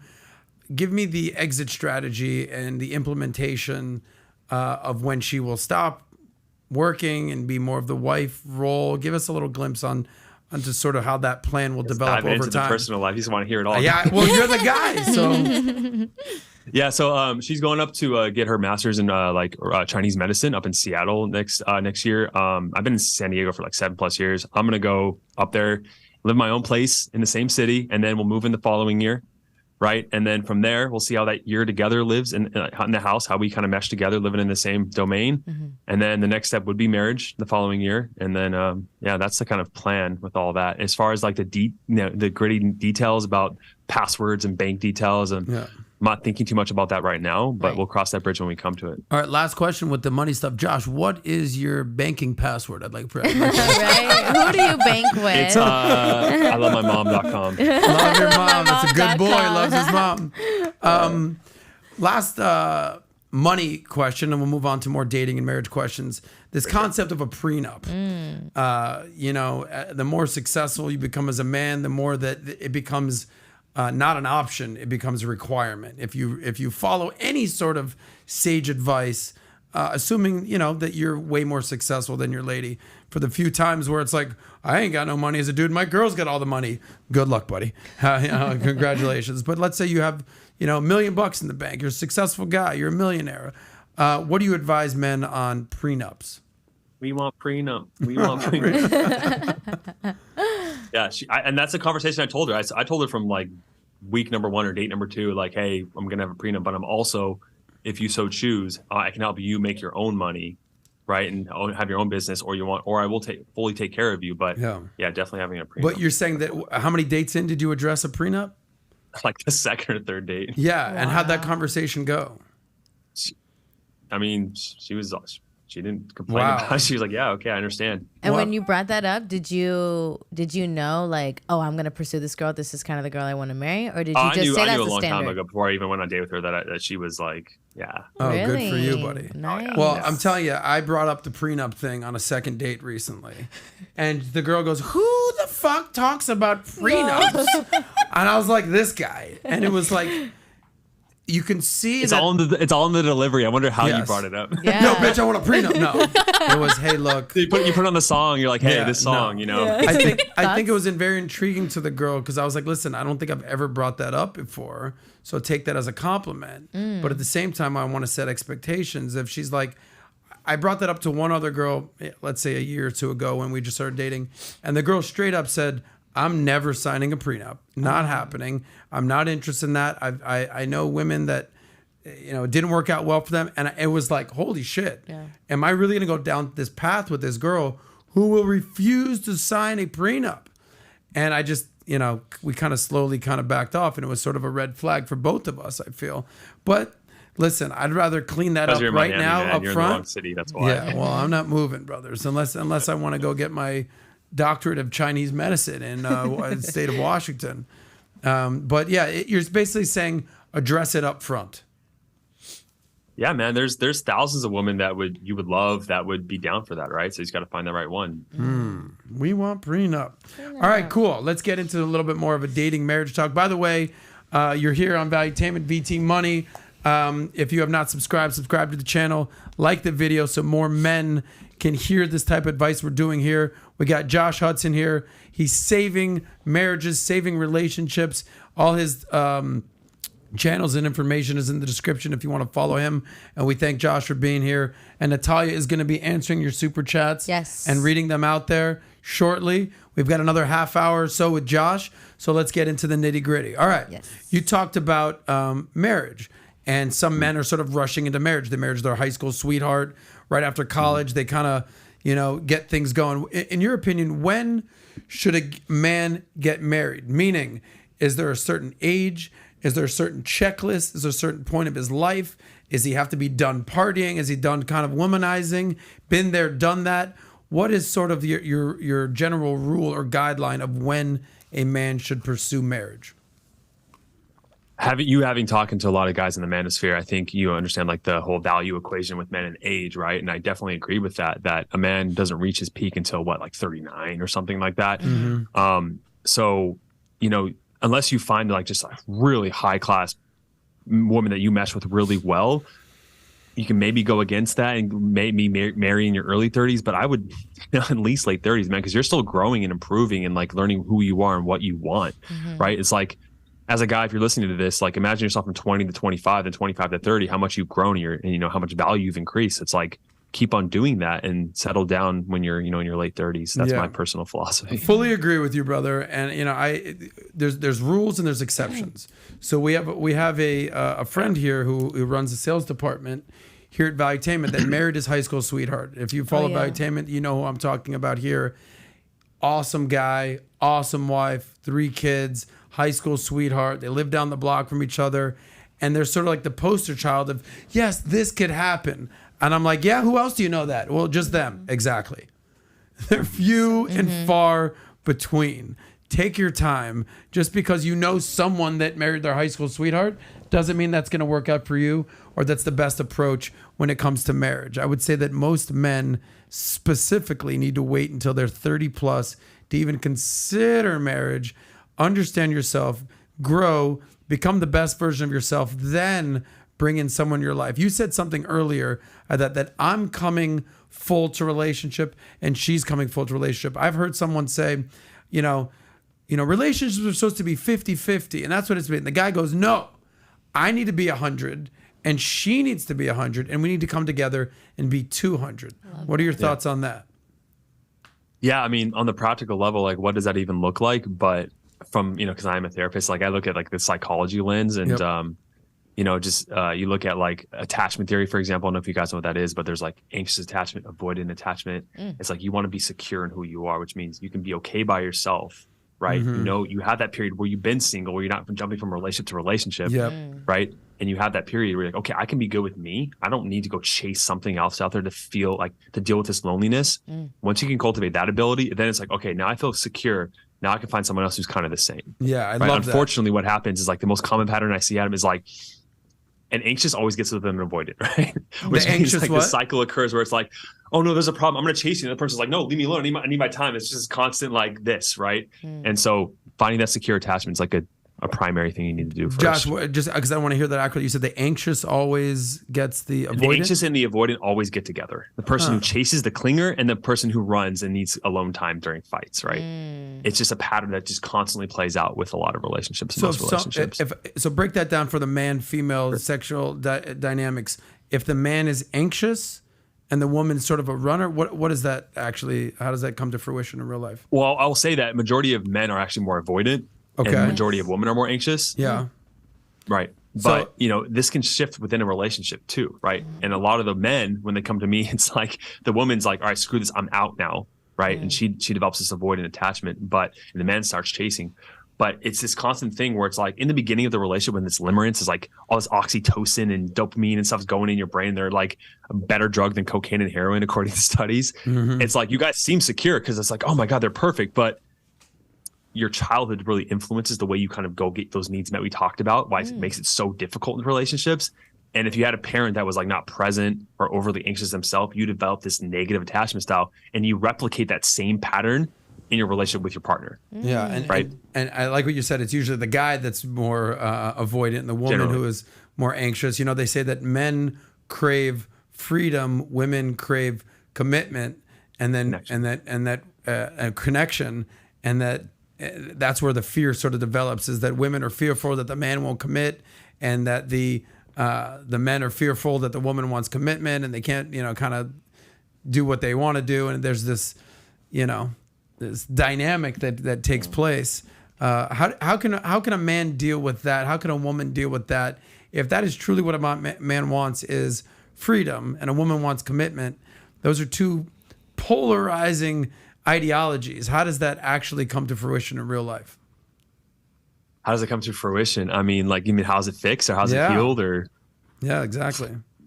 Years of therapy. No. I mean, real talk. Like that's what I help guys focus on is like how to heal that, right? And just like this ultimate wound of like I'm never going to be loved. I'm going to be alone, and like where it came from. And a lot of men I work with, like they have trauma from the past, if their parents were alcoholic or this or that. And it's like knowing how to heal that trauma. That's the whole how process. It's like a long process, but just being aware of it is like the first step, right? That you are, and when times of conflict arise, like your strategy is to either chase and solve the problem. I need to fix, or is to like run away and shut down. Yeah. And like knowing what attachment style you are, like you can start by there and then trying to fix it, right? So you said you got to be comfortable being by yourself, and then when you're comfortable by yourself, then you'll appreciate being in a relationship because you're not needy or clingy or anything like that. So and I know it's way more common in women who jump from relationship to relationship to relationship. I don't see a lot of men do that. I think men go from relationship, break up, play the field, pick one. All right, relationship, break up. I see women go from, especially the most beautiful women, they're always going to have people pursuing them. They just go from relationship to relationship to relationship. Is that a red flag for a guy to look when looking for a girl, when she just always is in a relationship, or is like, no, that's expected of very pretty women? That's a hard one because like if she's not in relationships, was she spending that single time hooking up with a bunch of guys? You know what I mean? Like how was she spending that single time? So, if you'd like ask Andrew Tate, for example, right, he would say that you want to meet a girl who's been in a couple of relationships.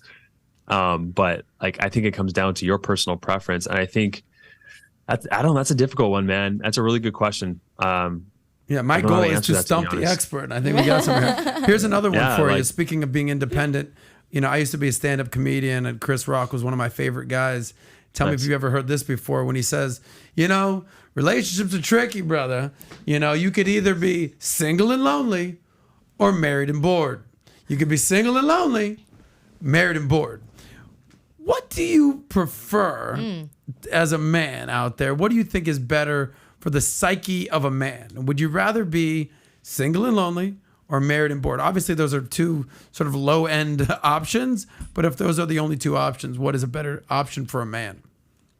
I mean, if you ask millions of lonely men, which only gets worse and worse every year, right? They would probably say bored in a relationship because they at least have someone at the end of the night to talk to and share their life with.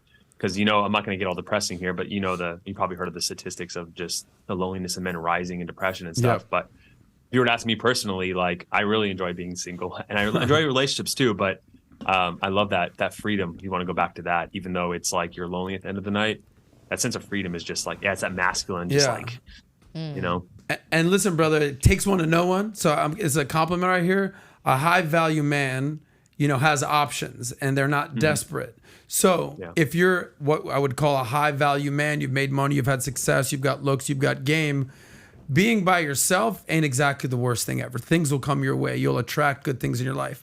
If you have not built yourself up as a man and you're one of these 1/3 of men who haven't had sex in a year and you have no woman in your life, you'll crave to be bored in a marriage because you have no other options out there. So the more that you improve, kind of what we talked about initially, the more that you can improve yourself and your status and your success in life, then the more comfortable you'll be alone.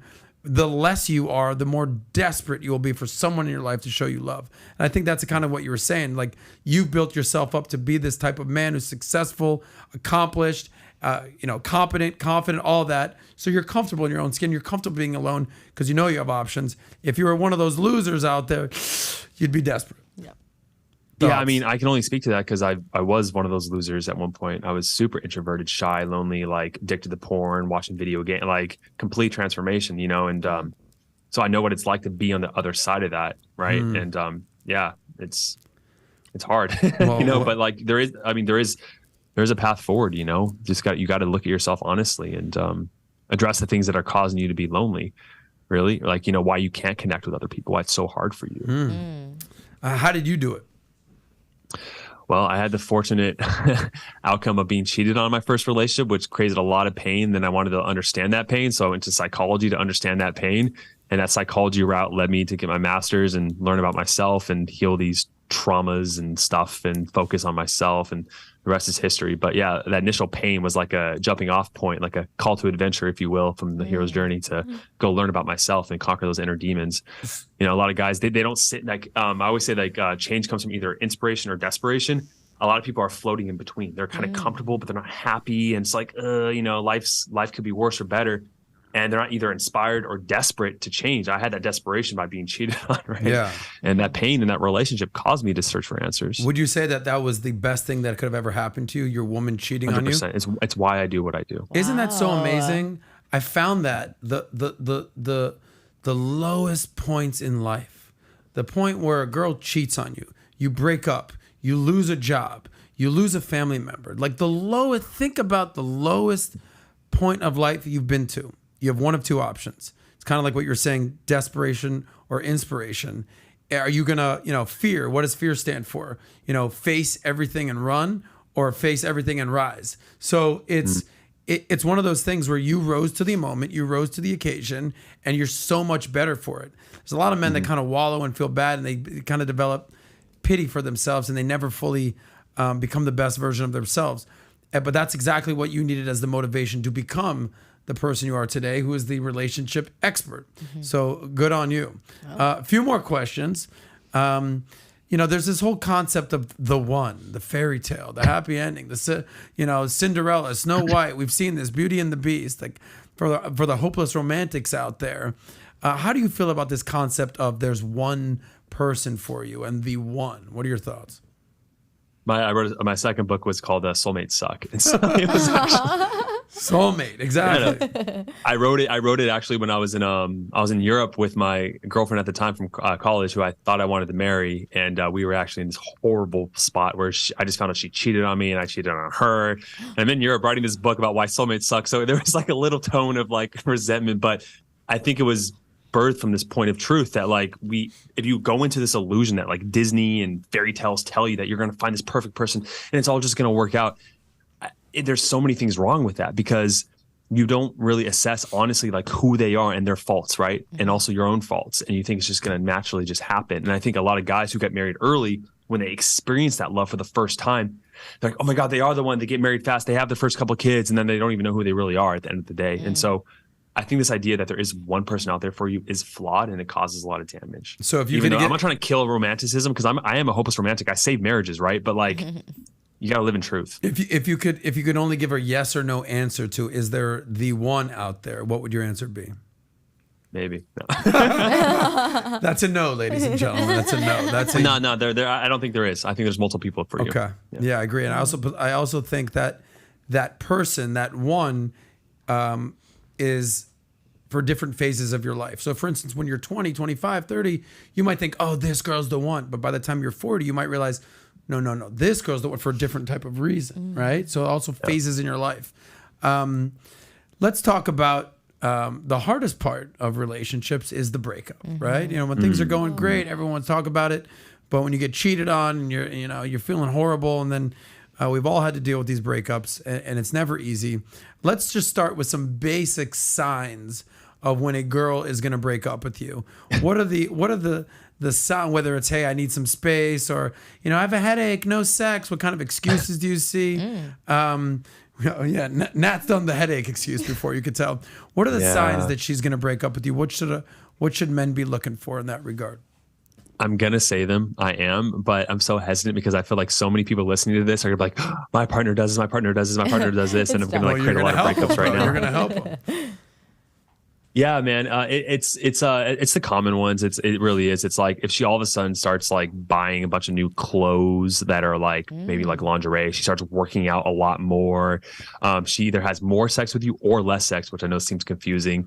She's on her phone more often, but all these signs too, it's like they're correlated with breaking up, but a woman could just want to go on a weight loss journey for something else. It doesn't mean she's actually going to break up with you. Yeah. Right. But like, those are the telltale signs. But I would say more than anything, she goes into this like apathetic state with you, right? where she's just like, you tell her about your day and she's giving more one-word responses. She's not asking you about her day. She's not initiating conversation with you. She's not opening up to you. And you can feel a shift in her energy where it's just gone into apathy. I was just right? gonna say, energy sign. and vibe are gonna give you all the answers you're looking for. And I think it's important once you're getting that weird vibe, you know, what would you do? Would you just say, hey, I've noticed like you're not acting like yourself. Would you please tell me what's wrong? Like, how would you approach that? I'll say that a lot of guys in the marriages, that the biggest mistake they made in that conversation is they said, are you breaking up with me? And it just it reconfirmed that that's going to happen, instead of approaching her like, hey, I noticed this has changed about you and about us, and I want to work on this. And you're expecting a positive outcome, right? That you guys can work it out, instead of coming from fear. That's like, are you going to break up with me? Because the girl's like, you know what? I am. Because you put it out there. But like, maybe she's in this dual mind narrative that I talk about, where it's like, maybe she wants it, maybe she doesn't. She's not sure. But by leaning on that one, the fear, she's going to be like, okay, yeah, you said that, let's do that. But if you're a guy that's confident that you can work out with her, it's like, let's have the conversation that we're going to work on this together. And she's like, okay, I'll give it one more shot. What Natalia, Right? So my friend Natalia, just revealed is that if you're dating Natalia, don't ask her if you're going to break up with me, because now you just put an idea in her head and she's like, you know what? That's a good idea. Well, it's because, like he said, it's like you're leaning more on that, and if that's what you're receiving based on my response right now, it's like, okay, well, you obviously must feel like we need to break up if that's where you're at. So, and sometimes like women just can be in the middle, like, I'm not sure if I want to break up. I don't know if we can work on it. But if you're like, you want to break up, I'm like, I wasn't sure, but since you said it, maybe. You know, we're all about planting seeds, but don't plant the wrong seeds, right? Yes. Plant the right seeds. All right, so let's say, you know, the signs are all there, and all of a sudden, yep, there's a breakup. Hey, this isn't working out. I think we should see other people. I don't know. I'm not happy. We've all heard the reasons. What's the best way, or some tips for the men out there of how they can deal with a breakup? I'll say all the things that the men do wrong first. Okay. Love it. They beg, they plead, they try to use like, what about all these memories we have and all these past things, right? And they start to do more chores. They start to think of all the things she complained about. They're like, okay, no, I'll spend more time with you. I'll do this for you. And that's just like, you're just reconfirming that she's making the right decision, because you're just, like, literally, your value is like going like this to her. She's like, oh my God, I'm totally right in doing this right now. Okay, so those are the don'ts. Taking note. What are the do's? The do's, there's mixed results here, but I would say I'll start with the practical one, then I'll start with like a dark psychology kind of one. Sure. Best thing that guy can do to deal with the breakup. Yeah. Yeah. The best you could do is just say, okay, and then walk away. What? Okay. Go on. No, I'll let the women speak to that if they want to comment on it. I heard audible gasps. Yeah. No, I think that leaves it a little bit more like you're making the woman have to make a little bit more effort, you know, to like, wait, you're okay with that? Like, you don't want to work it out? I think that leaving it a little bit more open-ended, it leaves room for conversation. So That's not open-ended. He walked away. Well, if he's like... Oh, so now you want him back, Kels? No. Yeah. But if you say you're going to break up and maybe you're expecting them to fight for you a little bit, or if you're putting it out, even if you say, hey, I don't think this is going well, I want to break up, what do you think? Like, it might, like, maybe there's something that can be bridged there, and you just communicate like, oh, I do feel this way, but I thought you were acting a certain way. He phrased it like, oh, well, I'm breaking up with you. Oh, okay. Like, Yeah, right? for sure. Yeah, let's stay on that. We're breaking up. And your response is, okay. And if someone's breaking up with you, like, hold your own value. If someone doesn't want to be with you, why would you want to be with them? Yeah. Yes. I feel you on that. But if they're like, you don't fight for what you want. They're like, I don't know, is this working out for us? Can we talk about it? That's completely different. Okay. Right. Yeah. Right. Well, And that way you address it is like, hey, yeah, like, I felt this too, because you, as a guy, it should not be coming from out of left field. Right? Some guys it is, which speaks to their lack of knowing their woman and the way she feels, but that's another conversation. So but the best way to respond to it is like, understand why, like, and not be accusatory or afraid, but like be like an use Socratic questioning, as I call it. Like, when did you feel this way? How long have you felt this way? What's not being met for you? Like, have that conversation finally. Okay, know? so what we learned is don't bring up all the beautiful memories that she fully is aware of. You're trying to use logic to justify change her emotions. Not gonna happen. It doesn't work. It doesn't. Do basically meet it in the eye and be like, okay, this is what you want. Start asking some questions. How long have you felt this way? Why do you feel this way? Any other tips of what a guy can do to deal with the breakup? Maybe the emotional side of things? Like, should he contact her? Cold turkey, keep it moving. Should he, once, like, because obviously, like, let's say you're in the moment, you break up, then you go your separate ways. Now you're separate. What are the rules on texting her? Should you reach out? Valentine's Day is coming up. How does that work? You miss her a little bit. And she probably misses you a little bit. If the goal is to get back with her, if that is your goal as a man, then you need to practice at least 3 to 4 weeks of like no contact. Absolutely. No. Don't unfollow her on social. You need to create that space because she needs to know that you've changed, because she's not going to come back to the same guy. And so you need that period of like 3 to 4 weeks minimum of focusing on yourself, looking at the relationship, say, what did I do differently, and work on changing those things. So when she is interested in coming back, what has he been up to? She sees those changes. But a lot of guys make the mistake of trying to follow her, contact her, let's hang out, let's do this. Yeah. And it's like, yo, like, you're being super needy. Yes. You know what I mean? Like, I'm not going to come back to a needy guy. So, okay, no contact for, you're saying, a month. None whatsoever. And are you recommending unfollow on socials? Yeah, because it'll just bring up sadness, and like you won't have that period to like have that separation. This is like a guy who's like following a girl on Instagram nonstop, looking at her stories all the time. She becomes like a celebrity to him. Then when he sees her in public, he's like afraid to approach her. Right? It's kind of like the same voyeuristic kind of like. I'm not gonna lie. It's like low value. You know what I mean? He's right. I be calling them like, oh, he's a fan now. Yeah. When we see know that. you're watching. Like, I know you're watching. Like, if I'm like ended something, like if I'm talking to a guy and like we ended it, he'll be like the first one to watch my story. I'm like, oh, you're a fan. Like, I can't have you on my stuff. I need you away. Like, it's true. It is very, very true. There you go. All right. Well, with that being said, you said, especially if you want to get her back, how likely, odds-wise, is it to get your girl back, whether it's a girlfriend or a wife, to win her back? So what numbers have you seen that? Or is it better once it's, listen, just move on, bro. What's done is done. You're not getting her back. I guess from an odds perspective, I'm looking for a number here. What are the odds you're going to get your girl back? Let's say it's a long-term relationship or a marriage. What are the odds that you'll get her back?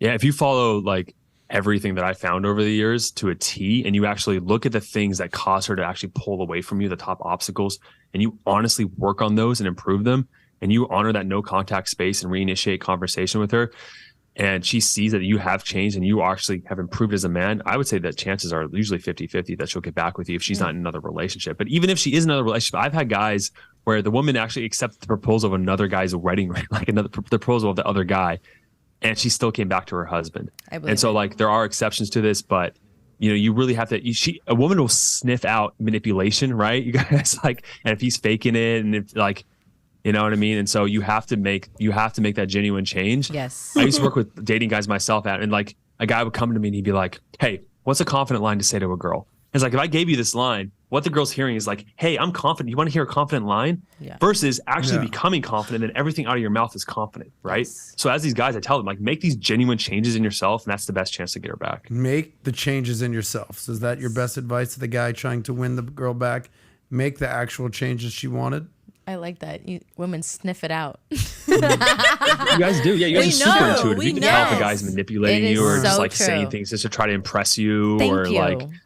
I agree. All right. You go, Josh. Josh is spitting some game when all the girls are like, yeah, you go, boy. Okay. I'm not trying to. I'm just speaking truth. Yeah. Spitting facts over here.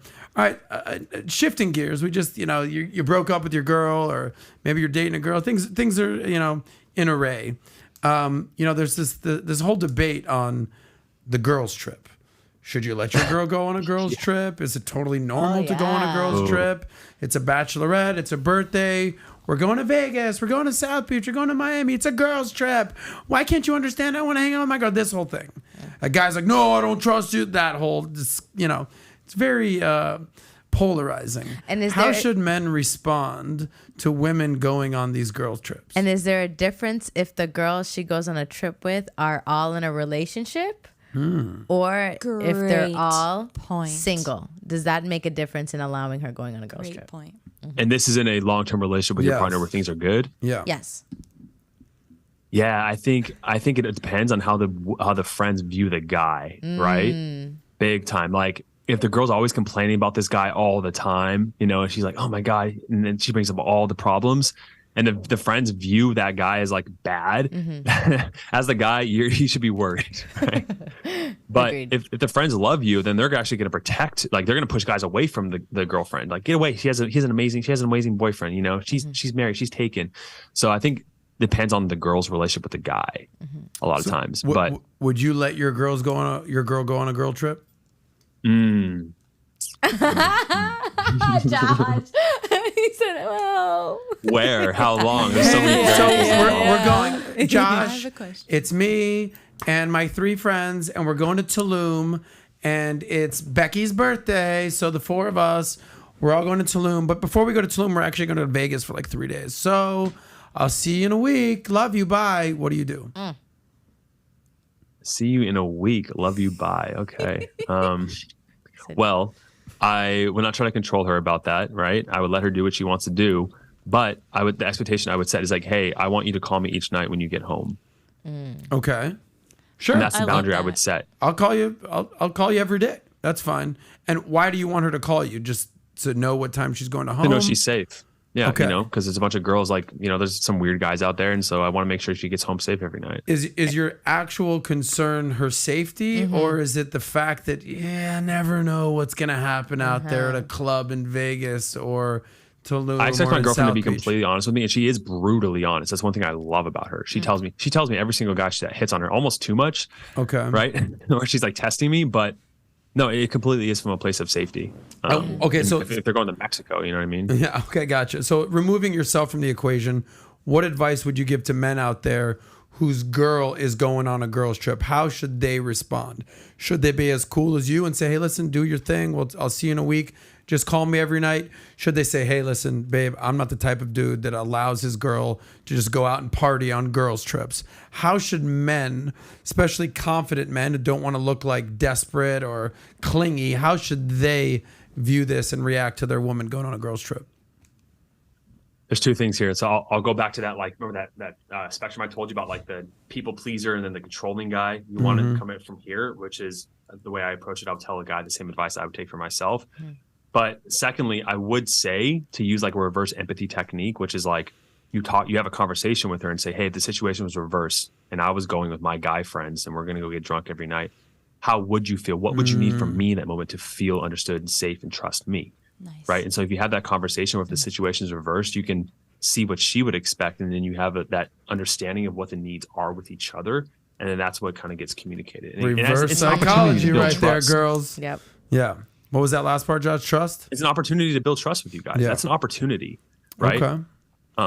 And if you come from a place of like, hey, if she wants to, I think it's what you're getting at. It's like if she does something stupid, right, or she breaks a boundary, and then she doesn't tell me about it, she doesn't respect me, and that's just more sign that we shouldn't be together. But how would you find out?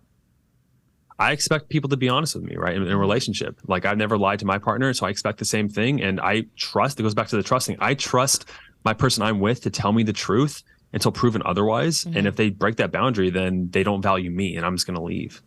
But do you think it's safer to not like allow them to go on that trip? Because it's like, How much control do you have over other people? No, fair enough. But Like you can go out any day of the night and Yeah. get hit on by guys if you want to, not even tell him. right.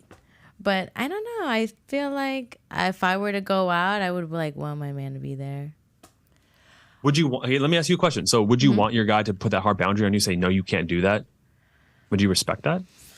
I would want to know why, and then Because he says that he doesn't trust other guys, and he says if you get really drunk, he doesn't know what you'll do because you maybe can't control your behavior when you're drunk.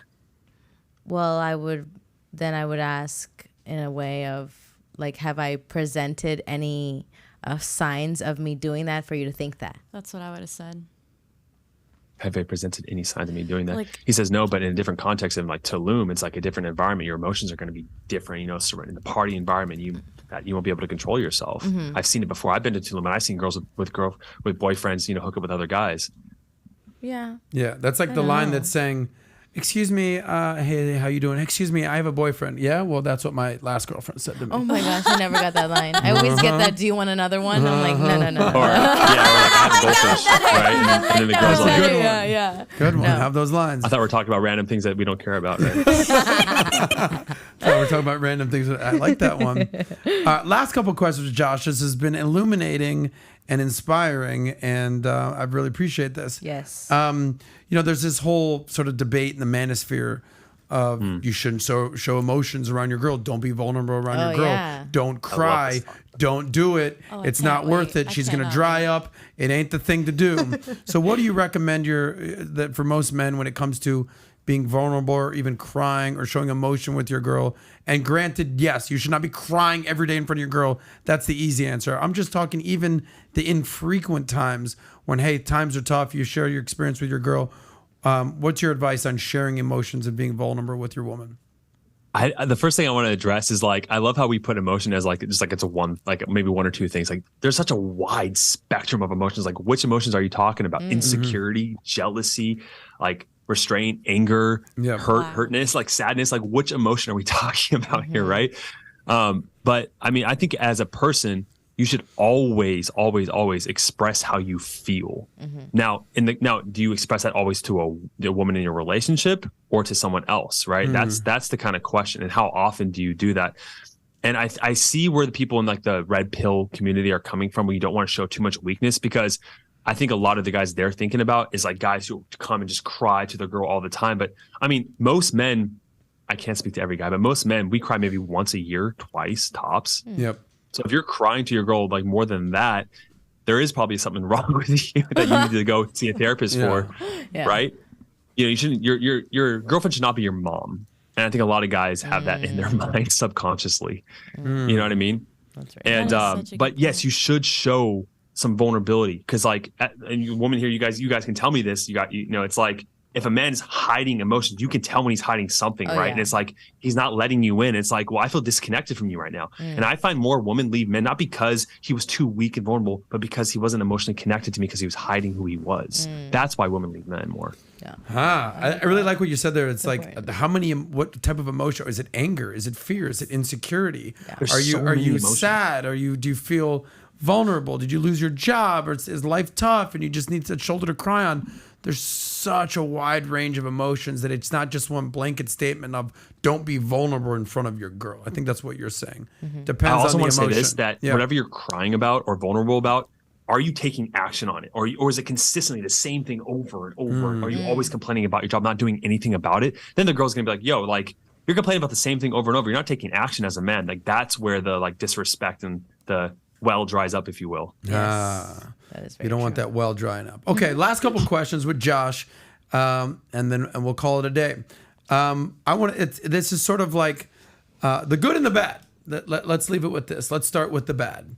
In your opinion, what is the hardest part of marriage or of a serious relationship? What is the hardest part, if you can boil it down to one, maybe even two things? Well, 90% of couples come into a therapist and they say communication problems is the issue, right? And so I'll tie everything together for you guys, a nice little bow. Like, going back to the simplest things are also the hardest. It's like communicating your honest emotions and needs to her without the fear of rejection, right? Or abandonment. We're not feeling good enough. We're not feeling strong enough.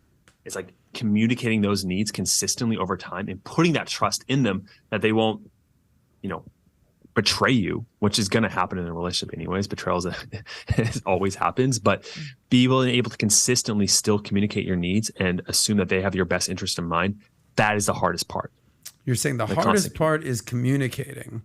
Let me give you a little maybe food for thought, not so much pushback. You familiar with the movie Old School? Vince Vaughn, Will Ferrell, Luke Wilson. I love that movie, yeah. Okay, you kind of look like Luke Wilson a little bit. I'll give you that. You ever gotten that? But I've gotten Adam Sandler, actually. Maybe I can. I don't think so. No homo. You're way better looking. Yeah, you're way better looking. Some guy in the NBA. I got Ryan Gosling too a couple times, so there you go. That one I agree with. Ryan Gosling, Adam Sandler. Could there be any more different? I'm a mix between. I'm a blend. It's like if I had the yellow hair, it'd be more Ryan Gosling. Some people tell me I look like Brad Pitt. Other people tell me I look like Shrek. I don't know. It's which one is it? Yeah, okay. It's like, that's why you just gotta let it go. Water off a duck's back, right? Just whatever. Yeah. So anyway, Adam Sandler, how you doing over there? So where I was going to go with this is in the movie Old School, the opening scene, Will Ferrell's getting married, and Vince Vaughn is his groomsman, and he's like, "Get out of this! You don't want to do this." Frank the Tank, that was his name. You get out of there. It's not too late. And like she's walking down the aisle, and he's like, and this is my question. He's like, great decision, buddy. One vagina the rest of your life. This is what you want to do? This is what you want to do with this right now? One vagina the rest of your life. And all the bridesmaids are like, come on, buddy. So how much of a factor is it for men that it's like that commitment, that lack of freedom, and that one vagina the rest of their life weighing on their mind? In your opinion, how much of a factor is that in the hardest part of marriage for men?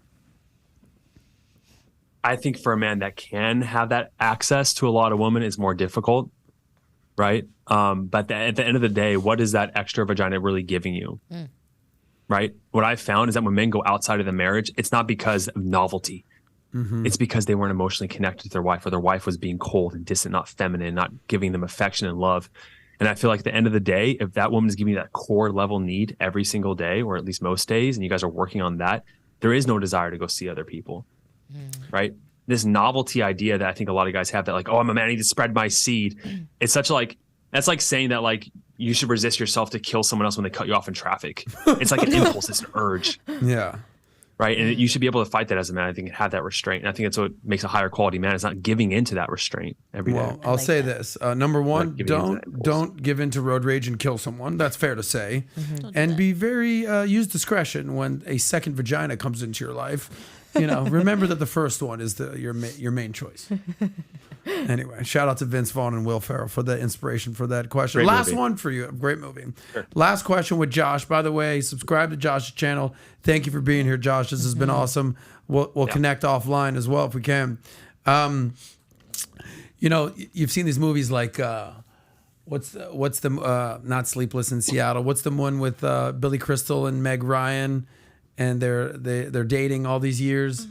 Shit, Billy Crystal, Meg Ryan. What's the movie? When Harry Met Sally. Oh yeah. Okay, so you see these, and within the movie, it's kind of like peppered with interviews with all these older couples that have been together 40, 50 years.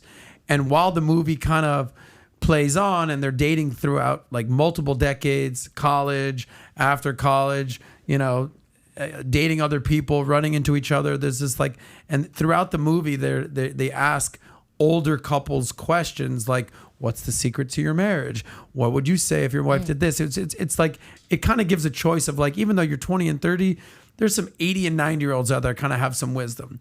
So let me focus and hone in on this last question. If you interviewed 100 couples that have been married for 40, 50 years plus, and you asked each one of them, give me the number one reason, the number one secret to a long-lasting, happy relationship, what do you think the most common answer would be? I actually know what the most common answer is. And it's framed in two separate ways. It's either people will say compromise, or to put your partner's needs ahead of your own. And that goes back to that glass full when you enter a relationship, right? That 100% equals 200%. It's all the same thing. And when you come into the relationship wanting to meet their needs first, through the law of reciprocity, they'll want to do the same with you. Ooh, great answer. Clearly he has watched When Harry Met Sally multiple times. Josh, I got to tell you, we pressed you today. You had great responses. You know, you got personal, you got vulnerable. I would say that you've got a lucky lady on your team, and that she's got a. And I'll tell her you said that. Yes, play back this clip out there. Josh, final thoughts, last thoughts that you want to give to the audience, and where can they find you? Go ahead, brother. Yeah, man. I'll just say this. It's a quote from Models and Mark Manson. I'm not sure if you know that book. He took it from someone else, but one thing I'll say, if someone's failing in relationships over and over, what Mark says in the book is the only thing you have in common with the person you're with is you. So if relationship problems keep on arising in the same relationships, you got to look at yourself and say, how can I change myself to be happy, right? Instead of focusing on people outside of yourself. Wow. And as far as where people can find me, it's Relationship Mastery with Josh Hudson is a YouTube channel. So Pinnacle Man is the website. Awesome. We will put the link to your website below. And Josh, I really appreciate you coming on today. You had a lot of nodding of the heads and applauses and like my favorite guest swooning. You've ever had. Yeah, you like my that. favorite guest you've ever had. I'll need to come in person next time. Yes. Next time you're in Florida, you are invited to come on the show whenever you're here, and we'll connect offline, and I'll get in touch with you via our friend Rob. But thank you for being here. Josh Hudson in the house. Thank you, brother. Yes, thank you. Thank you, guys. We appreciate it. All right, cool. Anyway, that was awesome. That was awesome. We can end the Zoom. Let's we got to wrap up in the next 5-10 minutes, so we'll just do some super chats. We will do some happy endings, and we'll give some final takeaways for the audience out there. Natalia, what'd you think of our friend Josh? I liked him a lot. I think he gave an insight from experience of other people's relationship, and sometimes I feel like you can learn lessons through that. You don't necessarily have to go through those things to learn a lesson. I do think he put things in a perspective that made you maybe think twice about certain things that we hear in the manosphere. And then there was also things that I'm like, oh, you know, maybe I disagree with a little bit, but I think that's the point of the conversation, is to find that middle ground and that agreement when we have these guests on. So I thought it was a great perspective, and you know, to see someone young, someone successful, and someone who is in a relationship with the intention of getting married.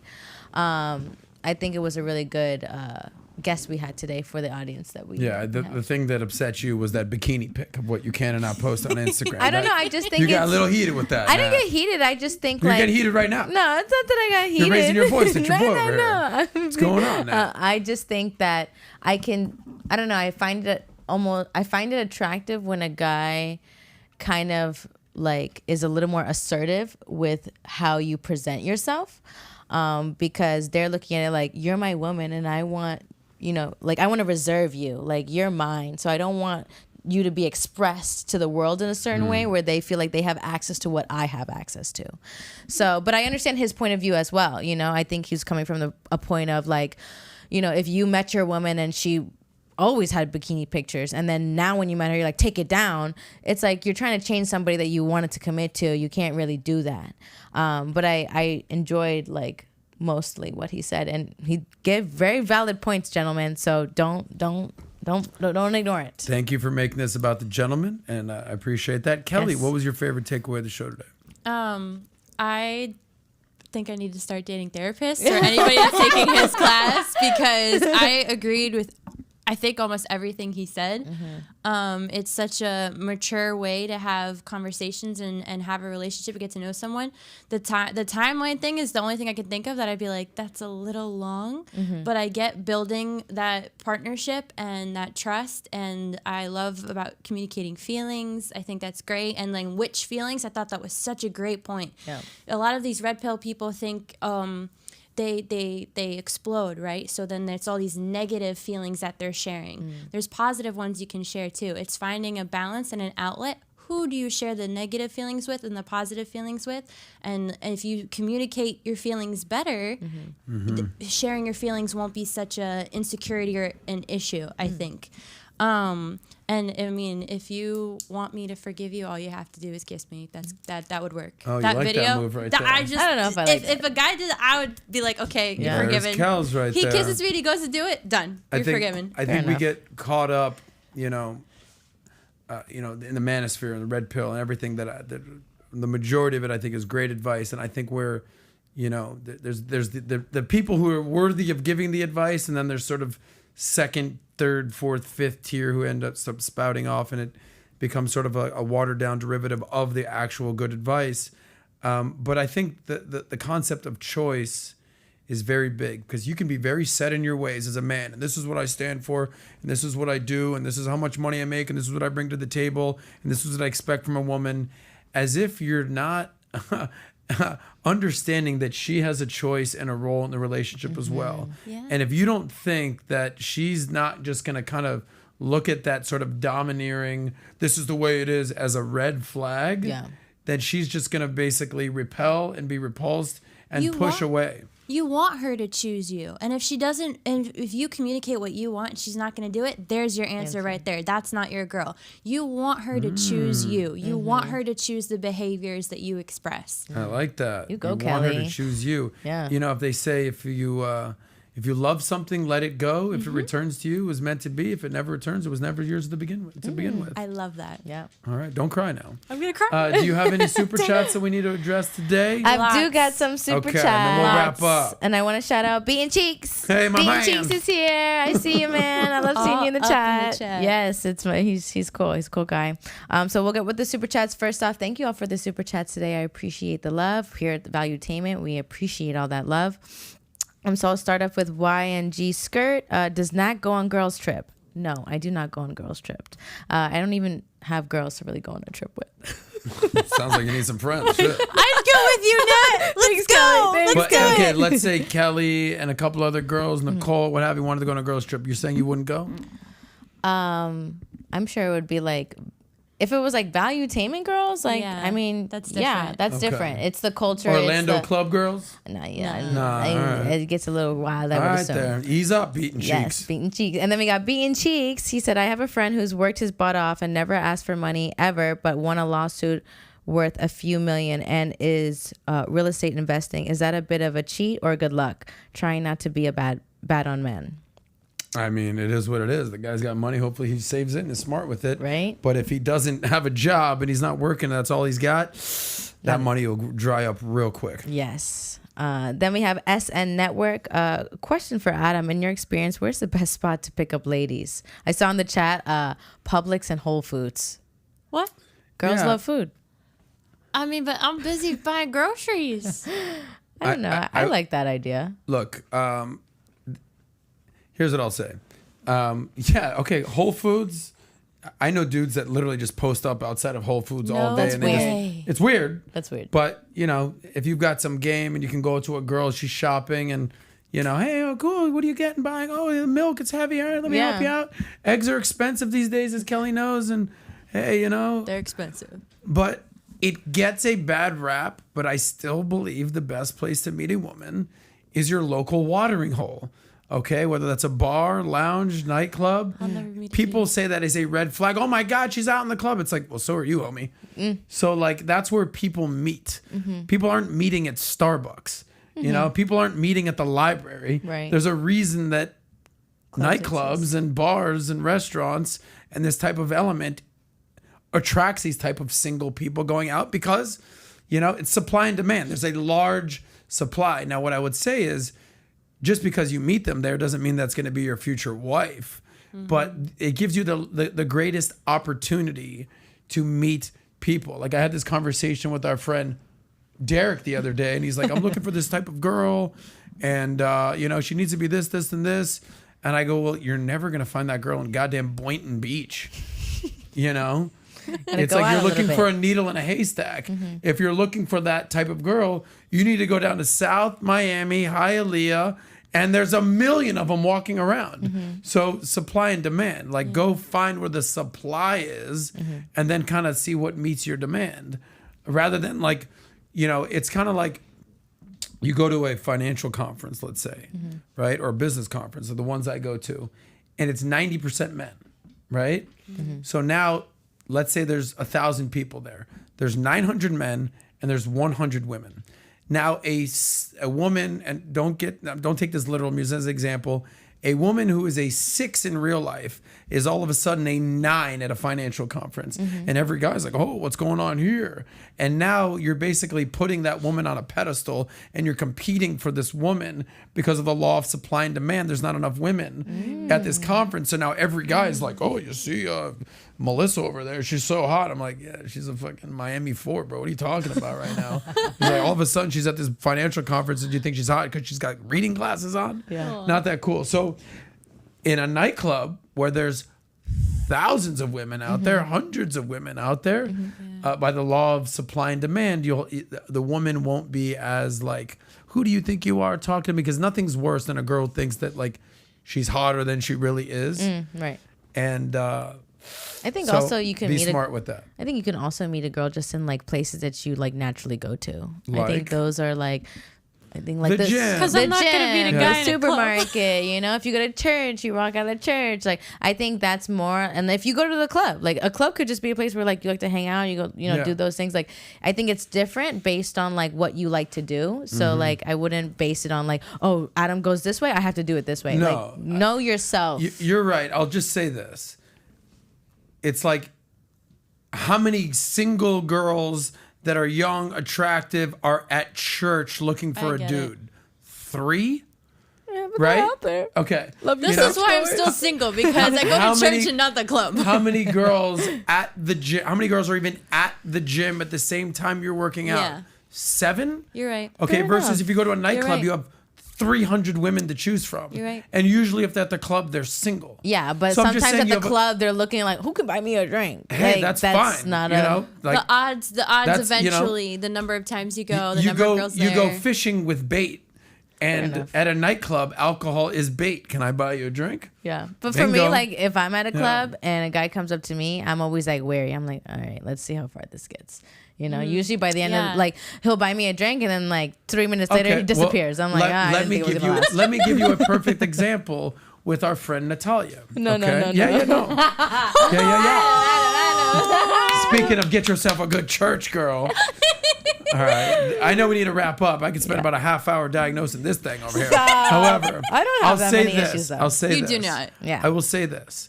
Natalia, Yes. I would call you a good girl. You'll be faithful. You'll be feminine. You'll be friendly. All the F's out The there. best Fine, friend you ever fit. had. You'll be an amazing girlfriend to a guy. How many nightclubs, bars, restaurants, lounges, festivals have you been to in the last 12 months? Total. I don't know. I don't count. But the point is, the number's in the dozens. Bars, restaurants, nights, clubs, Sure. festivals. Yes. So what's my point? That good girls are at these places too. That is true. Okay. Okay. All right. I give Yeah, you that. exactly. I give you that. This I is give why you I'm an that. expert at this, guys, ladies and gentlemen. Because I have this girl right now telling me, "Oh, you meet him at church." It's like, woman, you up in the club?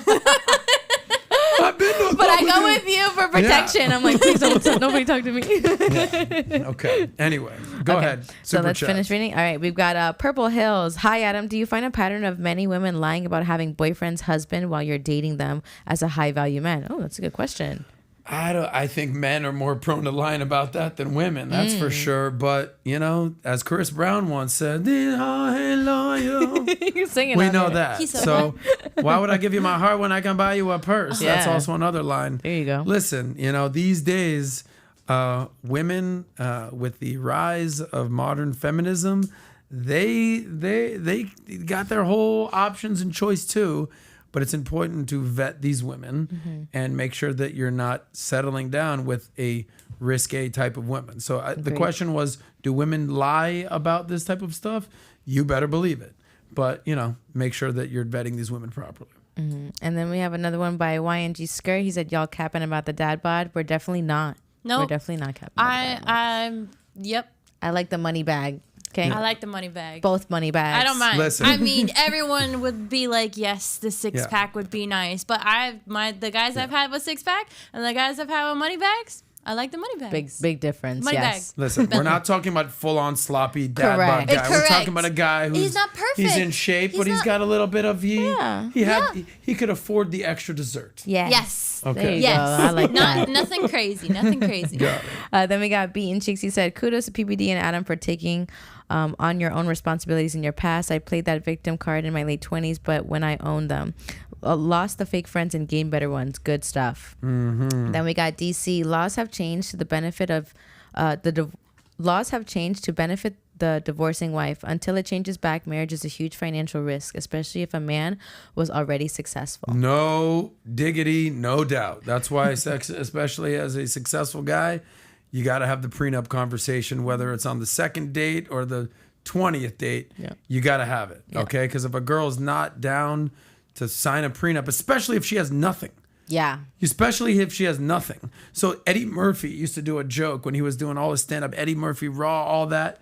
And he's like, he tells the joke, I don't want to butcher this, but he's like, he meets his girl, she's African. She's from the bush. Yeah. He found her, she had nothing. And all of a sudden she's like, you know, Eddie, I want this, Eddie. Oh, Eddie. And he's like, I found you in an African bush.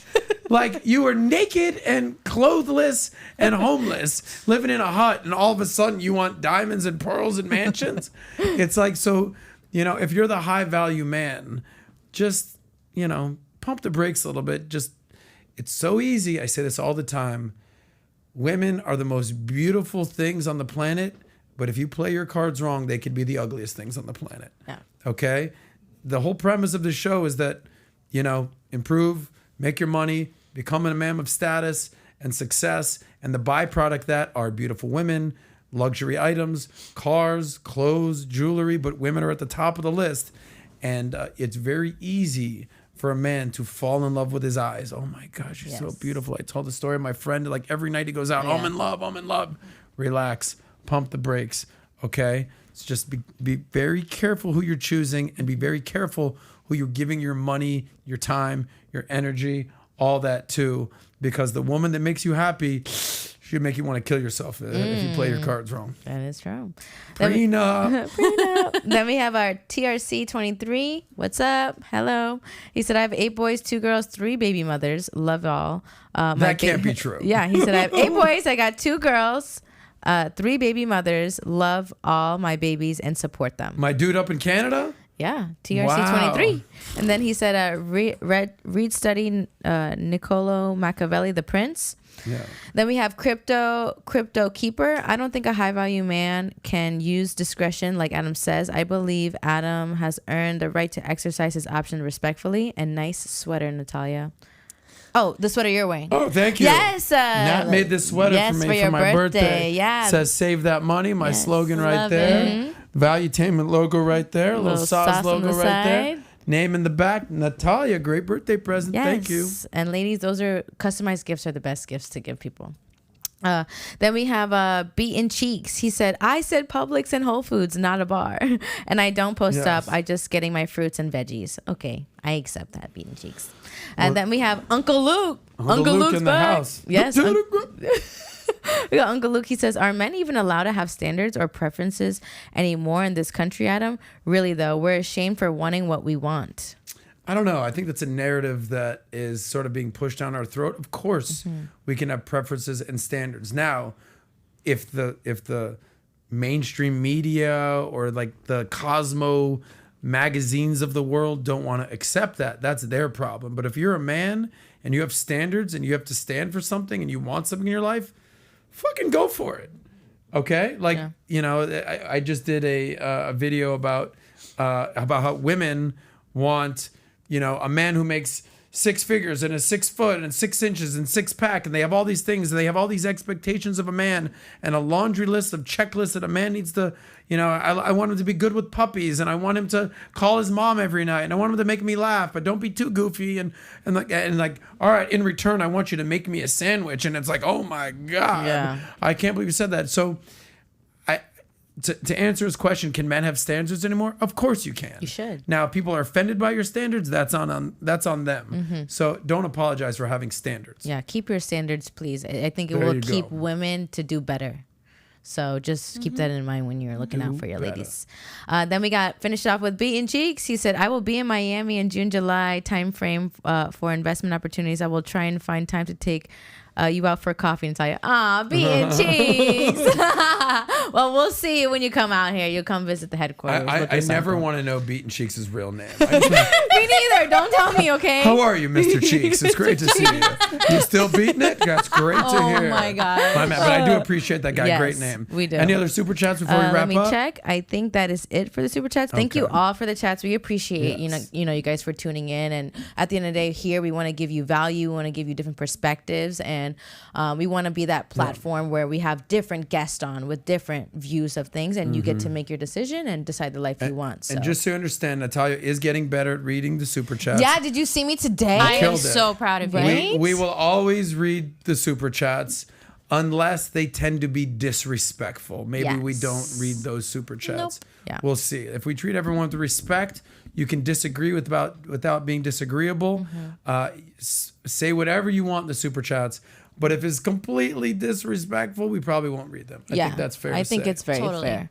It's It's only your show. respectful. By the way, It's your show. Natalia has complete autonomy on what she wants to read. I'm not telling. I'm not reading you the don't. super chats. You don't. I don't do know. decide. I do decide. But Yeah. I do that just so you guys know. Like, I may not read some of the aggressive, hard, like super chats, because at the end of the day, like, we are a podcast and we are a conversation where we want the guests to feel comfortable to give what they feel is valuable to the audience.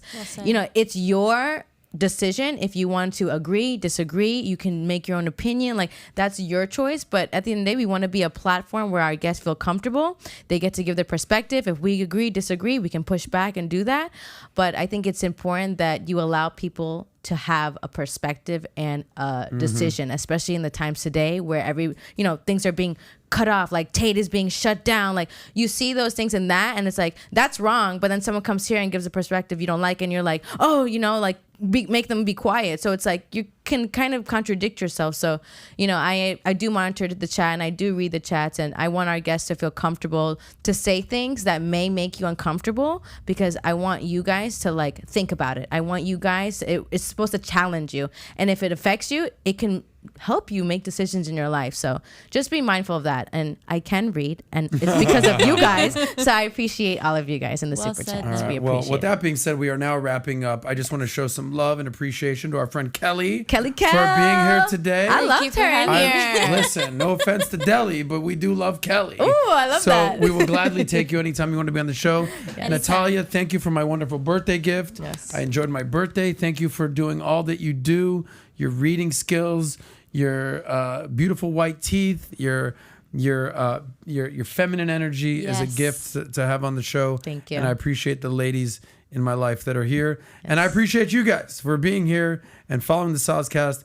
We're only getting better. We're only growing. I don't have all the answers. I have a lot of them, but I'm being very vulnerable. I'm being full disclosure with the good, the bad, the ugly of my life. I think we all are.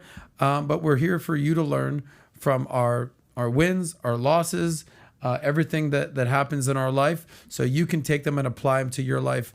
But thank you guys for being here. We're all about helping you become the best version of yourself. We talked about being a high value man today and what that takes, and having choices and options when you can become that man. We talked about the pros and cons, the good, the bad of marriage and relationships, how to win, how to succeed in that with our friend Josh Hudson. And we answered your super chats today because we're here for you and we want to hear from you. Thank you tuning in for another episode of the Soscast. We will see you next week. Enjoy the weekend. Don't do anything I wouldn't do out there, ladies and gentlemen, which isn't a lot, but just don't do it. Yes. Enjoy the weekend and save that money. Save that out money. right there. Right Save there. it right.